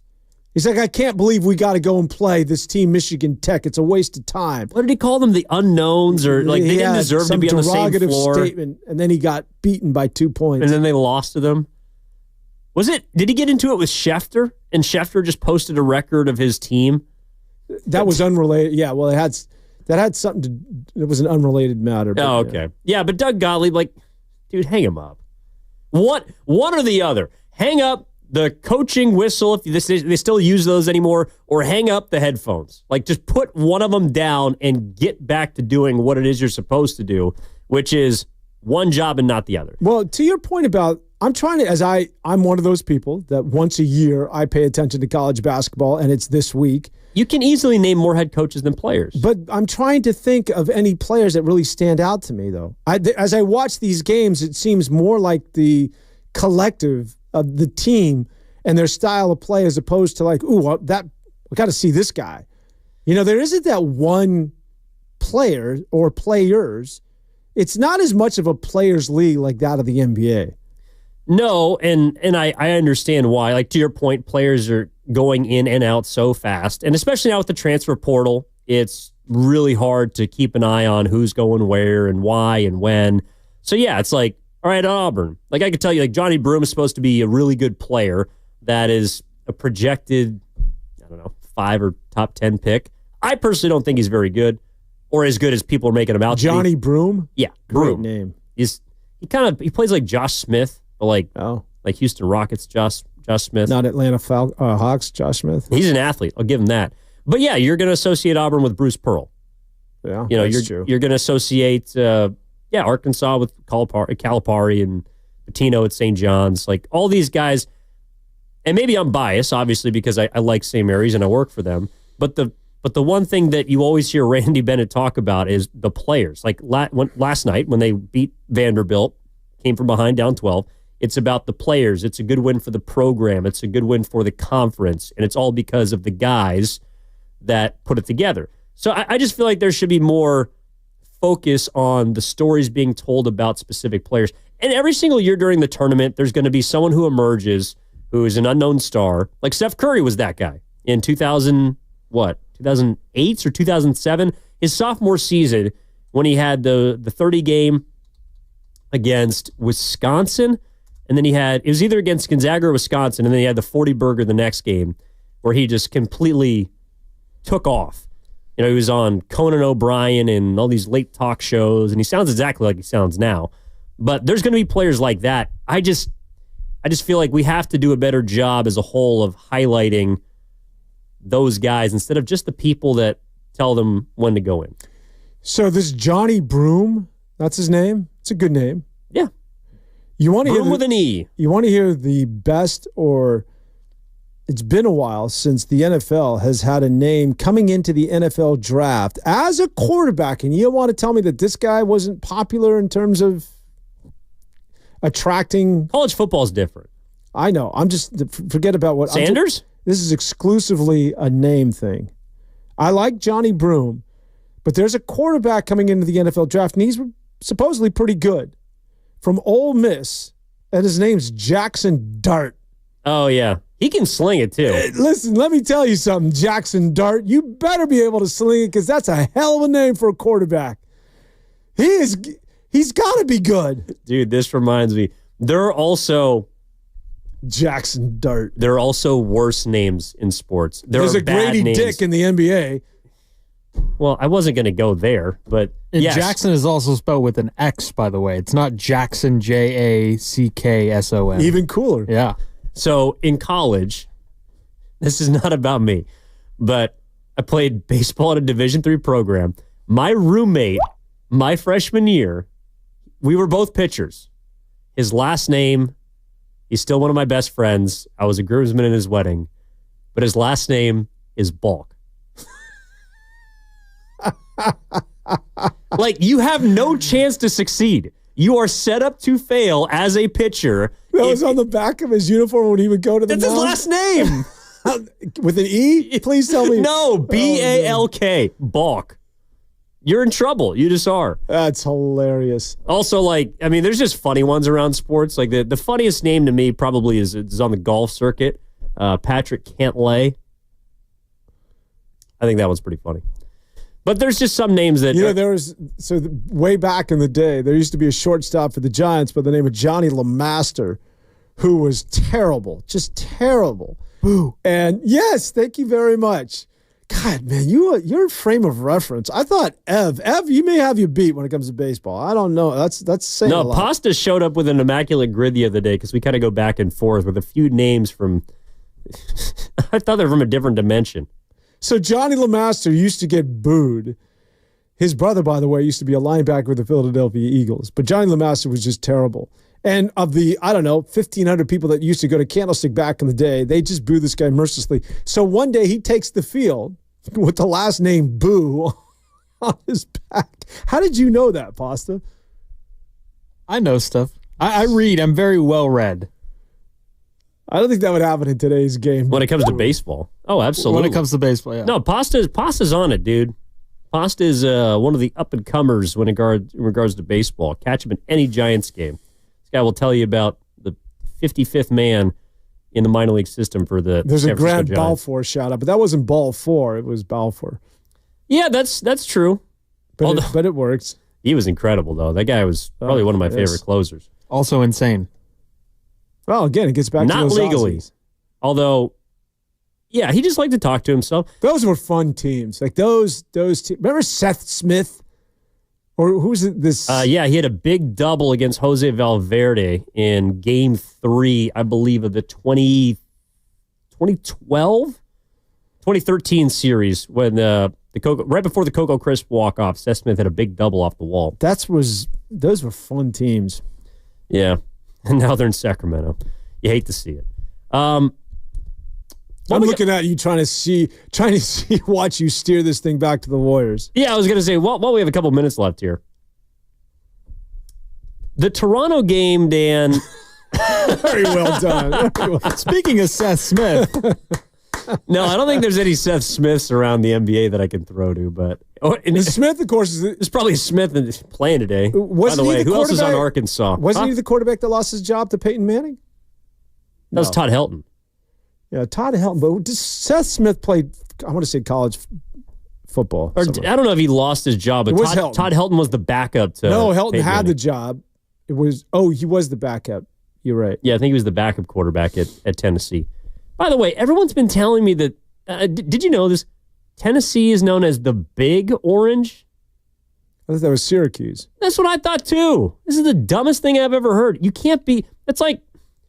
It's borderline the Ohio State, which I know it is technically named, but like trying to emphasize how much better you are than someone else that has the same mascot as you or the same calling. Hey, I'm from SI. We're the Cherries. Or the White Rabbits from Reardon. I don't know if that's the case. But just take your mascot and move on. You're the Volunteers. The Big Orange? No. It started with Ohio State when it became the. You better have a lot of juice if you're a Big Orange. Oh, that's good. I mean, that's what I do. It's good to see St. John's, the Johnnies, back in the tourney. I agree. The fighting Chris Mullins. Yeah. I think he's pretty hot on him. The Diplomats stink. They're done. That's a D3 squad rep by Matt Steinmetz. Speaking of nicknames, what? I'll do the favor for you, steering it back to the NBA. How about the Celtics selling for $6.1 billion? Lacob, look out. If Joe Lacob ever wanted to sell the Golden State Warriors, I think he could get significantly more than that. It's the highest. It's the highest from any NBA team, right? Significantly more. Dude, the Warriors the second most valuable sports franchise on the planet now. But when Steph retires, get back to me. Well, yeah, that's why you sell him now. Well, he's not going to sell them now. Well, to be fair, like the Celtics also sold high because they won the championship. They just handed out like $600 million worth of contracts and said, "Here, we'll take $6 billion, and here's your silver platter." Although I think that a few of the minority owners are still a part of the new ownership group. I was reading a lot of the guys are still there. It's just the leading. Yeah, and so what I know about this. So Matt Ishbia bought the Suns for around the same price tag. Hence, I think the 0.1, because they wanted to be more expensive than that of the Phoenix Suns. But Matt Ishbia, again, I don't know these things intimately, but he got the arena came with it, and the WNBA team. Yeah, he bought everything. These guys who paid more just got the Celtics. The Fleet Center does not belong to them. I think they technically own, don't they own TD Garden? Or TD Garden. I thought they did, or is that owned by the Bruins? I read where they did not get the arena, just the Celtics, whereas Matt Ishbia got the arena. Well, obviously the Celtics are more and valuable. a WNBA team. I don't know. They're a more Boston's valuable franchise than the Suns. But that happened a couple of years ago. I think the Wizards also, because they also own the Mystics, the WNBA team in DC. And I think they also own the arena. I mean, I don't know what's more valuable, but to me, it's, if you're looking to acquire a franchise in the NBA, like the Boston Celtics they're one of the blue bloods. They just bought Duke or whatever. By the way, this just danced in my head. Who's doing play-by-play for the Valkyrie, and who's the flagship? All that is up in the air. Oh, okay. We'll leave it at that. Yeah. We do have to get out of here, though. Dan is going to take you home on the other side. I actually got a skedaddle right on down to San Jose. But, look, Dan's going to take you the rest of the way home. Pasta's got you set. All right. 1.5 hour left on Warriors this week on 95.7 The Game. We're back after this. Spring into action at Valvoline Instant Oil Change. Your 15-minute drive-through oil change. Stay in your car while friendly technicians check oil, batteries, lights, tires, and more. Locations and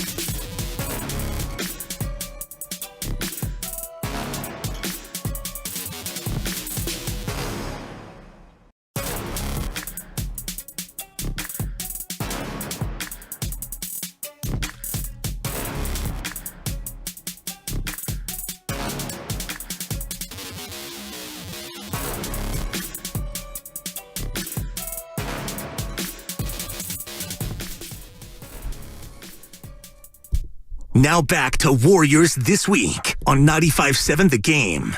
And welcome back, everybody. Dan Avone along with you. Welcome to Warriors This Week, the final half hour. I'm having a hard time staying with you, Pasta. What the hell is this? You've never heard this? No, I have, but where are we going with this? It's a Saturday, and we got a half an hour left. It's time for fun. All right. Let's let it go. Feeling hot. Pinata, just break out and let's all get nuts. It is a Saturday, and there is every reason in the world to feel good if you're a Warriors fan. Who the hell would have thought that we would have got here at some point when you just think about, wasn't that long ago, a couple of weeks ago, a little bit more than a month, where the Golden State Warriors were just circling the drain. It was a bad team. It was a sub-500 basketball team, and there was talk about breaking it up. It was talk about getting young. I was one of those guys that was in favor of making some wholesale changes. I think a lot of us were sort of wondering what it is that the Warriors had in store for them when you talk about the future. And now one single player has come and redefined the entire team. Now, I said this earlier in the show. This isn't just a one-off when it comes to Jimmy Butler. Butler has done this everywhere he has gone. This isn't an outlier. He did this in Chicago. He did this in Minnesota. He did this in Philadelphia. And he certainly did this most recently in Miami. And what is it that he does? He arrives at a team, and that team immediately is good and goes to the playoffs. And also, when he leaves a team, that team immediately deals and struggles with the void and the loss of a player that was the central part of them being good. And for lack of a better word, they suck. And that's what's going on with the Miami Heat in a team that the Warriors will see in a couple of days. And, of course, it's the much-awaited return of Jimmy Butler back to Miami. But all of the sort of, that aside of all the excitement of the return of one Jimmy Butler, it's a team that has lost 10 consecutive games currently. They are well under 500, one of the worst teams out in the Eastern Conference. And this all happened, coincidentally, with the departure of one Jimmy Butler. I threw this statistic out earlier. They are being outscored by an epic, league-leading 29 points in the fourth quarter. Where does Jimmy Butler live? Where does he cut his teeth? Where has he made his name? Well, it's in the fourth quarter, and it's in the playoffs. So this guy certainly has put a smile on the faces of all of us. Look at, as somebody who has to do this show, when the Warriors were in the doldrums going through those 2 months of struggling and not playing well, it was difficult doing this job. It was difficult to show up here. It was like going to the dental chair and talk about what's wrong with the Warriors.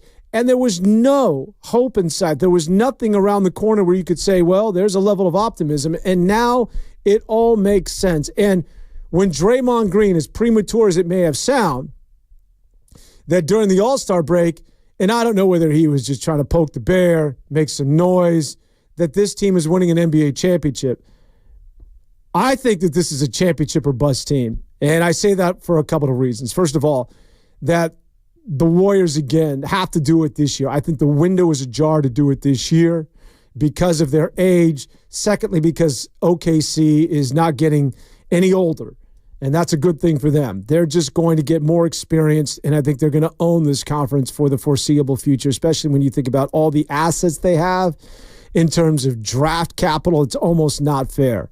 And the Warriors, this is the year that I think OKC can be got. I'm one of those that while I recognize and I clearly give my flowers to one OKC and the Thunder for everything that they've accomplished during this remarkable regular season. And how could you not? I think you got your head in the clouds if you're saying OKC is not that good. They are. But there is a significant difference, more so than any of the other sports, when you talk about postseason basketball or the playoffs. And when it comes to the playoffs, and when it comes to OKC, I need to see you do it. I need to see Jalen Williams hit a big shot in a Game 7. I need to see players like that of a Chet Holmgren or the SGAs do it when it matters most, because the game literally changes. Transitional basketball, getting up and down the floor, it's less apparent when you get to the postseason. It's more methodical. You slow it down. each possession becomes that much more amplified. And you know what it's like? It's very similar to what it is that we've seen from the Warriors in the games that they've won this past week.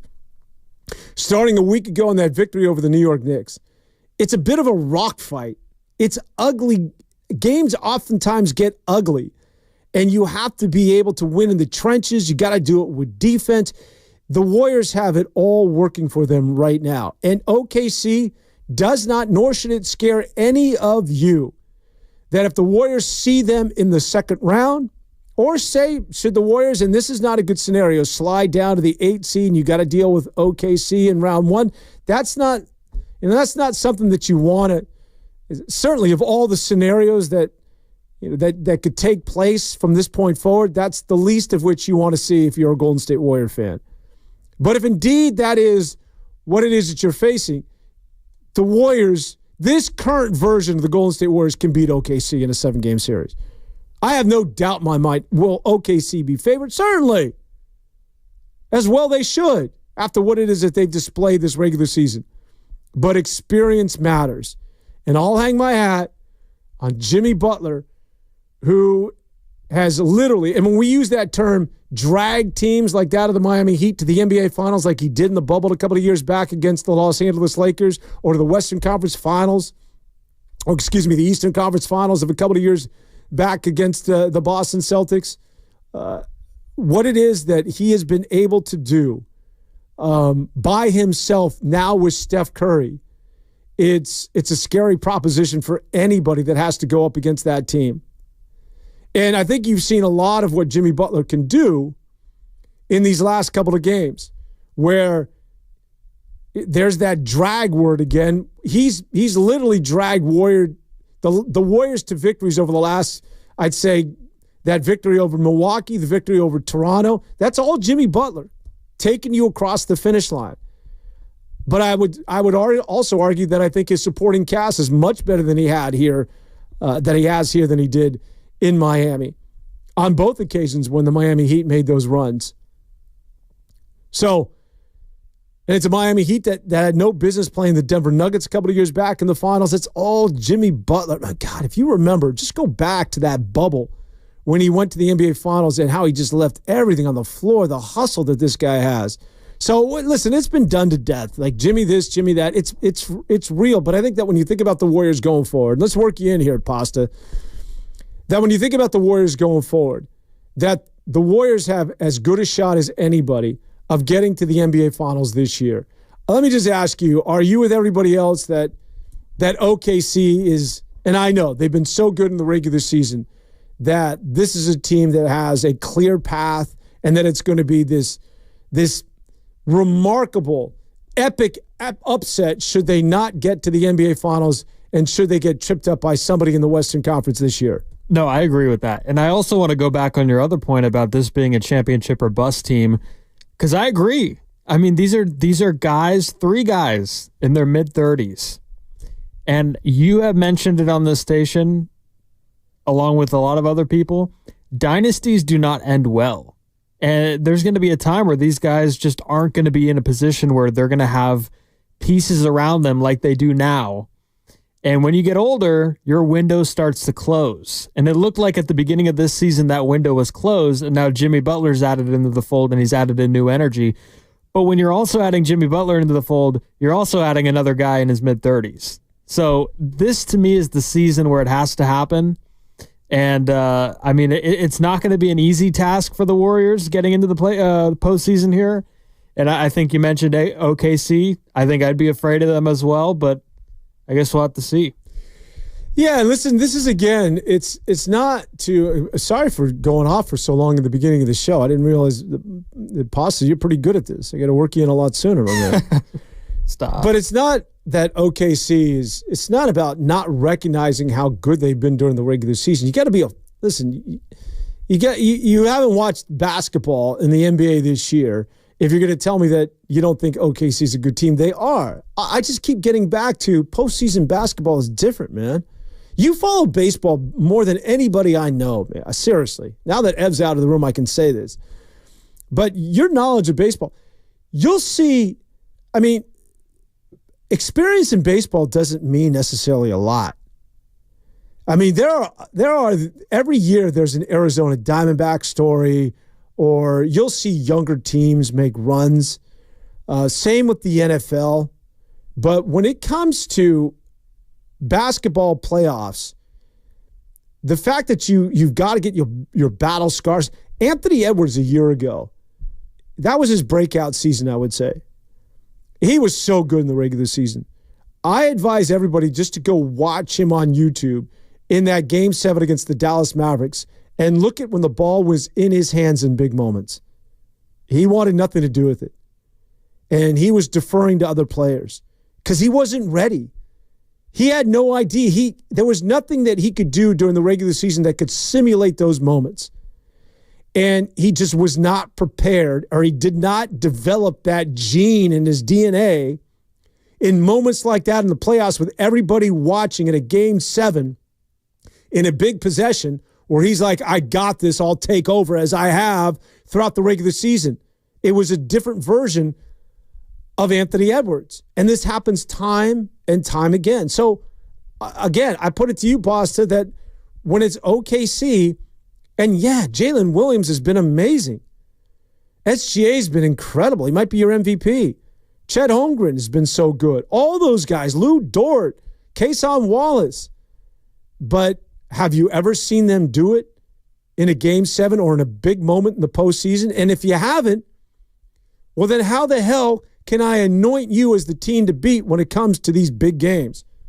Yeah, basketball is that sport where you need the experience, like you mentioned. Because, I mean, I think it goes into a bigger discussion about how much does the regular season matter to these guys. And I think baseball's the same way. How much over the course of 162 games, over the course of 80 or some odd games, how much does that matter?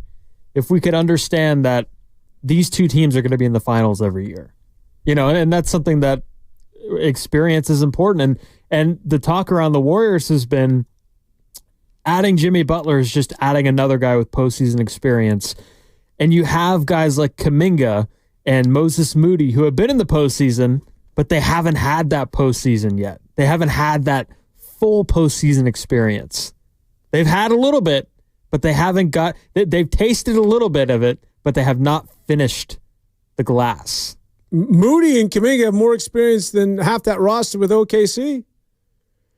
I'm not worried about those boys. And that's one thing that Steve Kerr does a very good job of. This goes back to his early years in their first title in 2014. He plays the kids in the finals. It's almost as though he's making sure that they just get a taste in their mouth of what this is like, because we're going to need you at some point, maybe next year or the year thereafter. But you got to know how to play in these games. He always makes sure that his kids get those young rookie players back when Kuminga and I want to say Moody were rookies when they won that title. He makes sure that they get a taste of what it's like to play under these lights. Just getting back to the game tonight, Pasta. Yeah, and I do want to pick your brain real quick on one other thing. What is the thing, aside from playoff experience, that might be most beneficial to some of these young guys? And I have an answer. Playing with Jimmy Butler, Stephen Curry, and Draymond Green. Wouldn't that be the second most impactful thing aside from postseason experience, is playing with those three guys? Absolutely.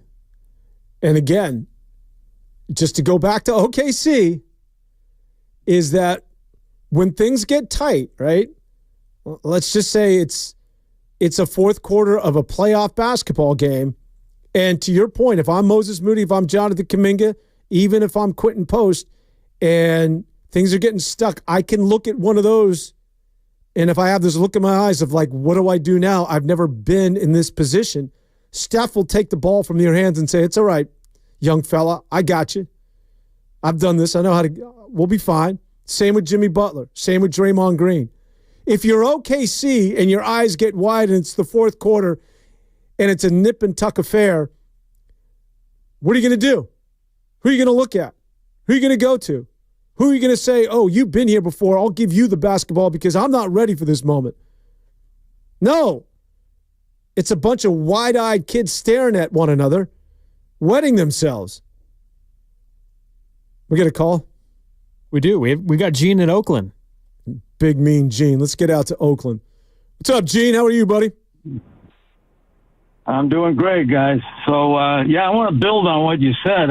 I've always put a lot of stock in post, season experience, for success. I mean, you look back at, some of the big stars. You look at LeBron. LeBron was not a closer in the postseason. I mean, those two, wins with Miami were really Dwayne Wade. I mean, he wasn't the guy that had the ball in his hand with making the critical decision at the end of the game. You could say the same for Durant, and Curry was just fortunate. He had so much talent around him. So, yeah, no, I'm more concerned about, frankly, Denver and Boston than I am about Cleveland and OKC at this point because of that. And I want to say one more thing about, our chances.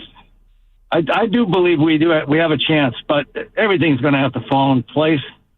We're going to have good health. Everybody, all our critical players at least, are going to have to be available. And most importantly, we're going to need Stephen Curry to be Stephen Curry. When Butler first came, we were not only winning. Now, granted, we were winning against bad teams or compromised teams, but we were winning big. And we were winning big because he went off. He was re-energized.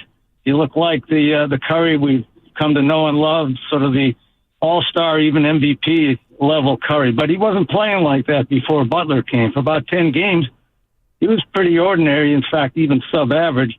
And the last 2 or 3 games before he got hurt, he kind of reverted back to that. So I'm hoping that he gets enough rest. I'm hoping that he gets his energy back, gets his legs back, and we can see the version of Curry that we're going to need to make a deep run and maybe have a puncher's chance to win the whole thing. Job, Gene. I think that applies to everybody, though. Yeah, certainly the Warriors. You can't have one of their big three go down. You just can't afford to. You can't have Steph not available for the postseason. But that's true for everybody. SGA, if he's not available for OKC as deep as they are, they aren't going anywhere. You take any star out of the rotation right now, and they're not making that run in the postseason. That's just true for every basketball team. The one thing about the Warriors, and this is true, again, for everybody vying for an opportunity to get to the postseason right now, is that just get there. Get in as the 6 or the 5 seed, all right? Because once you get there, you get that opportunity to rest. Like, load management is a thing during the regular season, but it's not in the postseason, simply because you have so much time in between games. And so as an older team, just get into the dance and you'll be fine. Don't worry about being an older team. That's no longer an excuse. You throw that out the window because there's so much time in between games. Heck, the playoffs, the season ends in 3 weeks, late I'm going to say April 16th, 17th. But the NBA Finals go until early June. So you're talking 2 months. 2 months of basketball, and there's a lot of rest in between. But it gets down to tonight, and Pasta, you cannot afford to look past Atlanta. As ridiculous as that sounds, and as much as everybody says, hey, listen, anybody can beat anybody, but you've got to stack wins. And these are playoff games. They really are. Because while you might be just one game behind Memphis, you got to look over your shoulder, because here comes an on-charging Clippers, and Minnesota isn't going anywhere. And so while Atlanta and the Pelicans and some of these teams, including the Miami Heat, may look inferior, and they are, you are not in a position like you did against Denver, where you just showed up and tried to mail it in because moments before the game you found that the Joker and Jamal Murray were not going to be available along with Christian Brown. There's absolutely no room for error from this point forward, Pasta. Well, there's no room to take a game off. I mean, like you said, these next few games, from here on out to the end of the regular season, these are crucial games. And I don't think people need me saying that. I think it's pretty implied, but no, there's not much more to say other than these are really important games. And, you might look at the Hawks on the surface and say 500 team, but you can't take a game off. No, you can't. And listen, it's a good – listen, I like Dyson Daniels as a good defender, and Trae Young is going to be Trae Young. Terrence Mann still with them, I believe. They get some players. And I want to see how the offense runs without Steph Curry. I want to see what, how big of an impact Jimmy Butler is. Because after Curry went down, somebody had to step up, and it was Jimmy Butler. And I think we talked about this last week with Evan. There hasn't been that one Jimmy Butler game where he just goes off on the stat sheet. You see a good amount of assists on there. You see a good amount of effect that Jimmy Butler has not on the stat sheet, where he's opening up the floor for a lot of these guys. There's more ball movement. That's what Steve Kerr loves. But with no Steph Curry, how's that going to translate? So that's one thing that I'm going to look to see is how the offense runs without Steph Curry today. Yeah, well, Jimmy Butler's put up some significant numbers. Who I want to see have that breakout game is Kuminga. Like, it hasn't happened yet. Or even Pods. Pods has been great since coming back. Yeah, Podziemski's gone back to untouchable territory. This is exactly who the Warriors thought they got at the beginning of the season, going into his sophomore campaign after what it is that he did last year. But, of course, he got off to that really terrible start, and now he's back to being Podziemski. And with the arrival of Jimmy Butler, they share the same DNA. He and Moody, it's the perfect basketball game for team for Podziemski. But again, I think when things get stuck offensively, it doesn't have to be just Jimmy Butler on an ISO and clear the hell out of the way. I think Jonathan Kuminga is the other guy that can get buckets when things get bogged down and when Steph Curry isn't available. He has that ability to make something out of nothing. And I just think that two things have to happen. Is that Jimmy Butler has to recognize Jonathan Kuminga's on the floor, give him the ball, respect him, and then Steve Kerr is either going to blow in Jimmy Butler's ear or Draymond Green that, hey, listen, we have another player that can also ISO and get his, and that's Jonathan Kuminga. He's a huge asset. They just need to go to him, and they just need to show some. He still gets sped up from time to time, though. That's the one knock on him in year 4 is that you're just hoping that he gets into that zone and becomes like, and it was slowing down for him, and it does from time to time, right? That's why that injury was so untimely, because I think it was all coming together for him. But I think Jonathan Kuminga is really, really a key going forward. What do you think of the kid Quinton Post, man? It's a great story, and there's a great article that I read. You read more than anybody, man. I love reading. There's a good article in the Boston Globe about how Quinton Post. How do you get? Why the Boston Globe? It just pop. When you're doing your rounds for doing some Warriors reading, Niners reading, you come across some of the bigger publications. All right. And is O'Shaughnessy still writing at the Globe? He's still there. Is he? Some of the older guys are still there. Crusty old Irishman. But the headline is, if anybody wants to read it, how Quinton Post went from Boston College in the G League to become a rotation player for the Warriors. So it was really good story. And what if you just break it down in 10 seconds? Well, or did you just read the headline and not the article? The article is on my list of stuff to read. Okay. So I should have prefaced it by saying that. But I just called you out, Post. It's pretty self-explanatory what the article is going to be about. Yeah. So it's a cool story. He's a guy who at the beginning of the year wasn't getting any minutes, but comes up here and he's the stretch 5 that everybody craves. Everybody wants one, and the Warriors feel like they have it. And there's a lot of argument at the deadline. Should they get a big man? Should they get a big man? And Quinton Post kind of... Who knew? They had one the whole time. They had one the whole time. Yeah, Quinton Post shut that down. It takes some pressure off Draymond, and you got yourself a pretty big piece. And Dan, the cool thing about Quinton Post, the dude's fired up all the time. How about that? Getting the crowd into it. When you're a 25-year-old rookie and you're like getting the crowd into it, like it takes some kahunas, and good for him. Well, I got brothers and sisters. We can give you some kahunas. You mean cojones? That too. All right, so that shall do it for us. Evan Giddings, my partner, out a little early, but that's all right. Me and Pasta got this thing covered. We can go for another 4 hours. Pasta, we were cooking. What do you want to do for the rest? You want to just hang out here and just break into regulars? I don't need to hear Cars Are Us promo for the next 10 minutes. We can just carry this thing. I got to be back later for the I'm Cutting Warriors highlights. Let's plug tonight. that. Yeah, Granny's got the pregame show beginning is that at 3:30? Probably around that time you'll hear Grandy, yeah. Yeah, Grandy has got, it's a 4 o'clock tip, so 3 o'clock. So he'll be on at 3. With Just don't change the station at all. How about that? Yeah, just stay right here. All right, that'll do it for Evan Giddings, my man Pasta. This is Dan Devone. Hope you enjoyed it. It's the Warriors taking on the Hawks tonight. You can hear all the action right here with Tim Roy beginning at 3 o'clock. We get things going, and, of course, tip is at 4. 95.7 the game is one you want to keep it, and, of course, we'll be back for another edition of Warriors This Week next Saturday. Until then, enjoy the weekend, everybody. So long.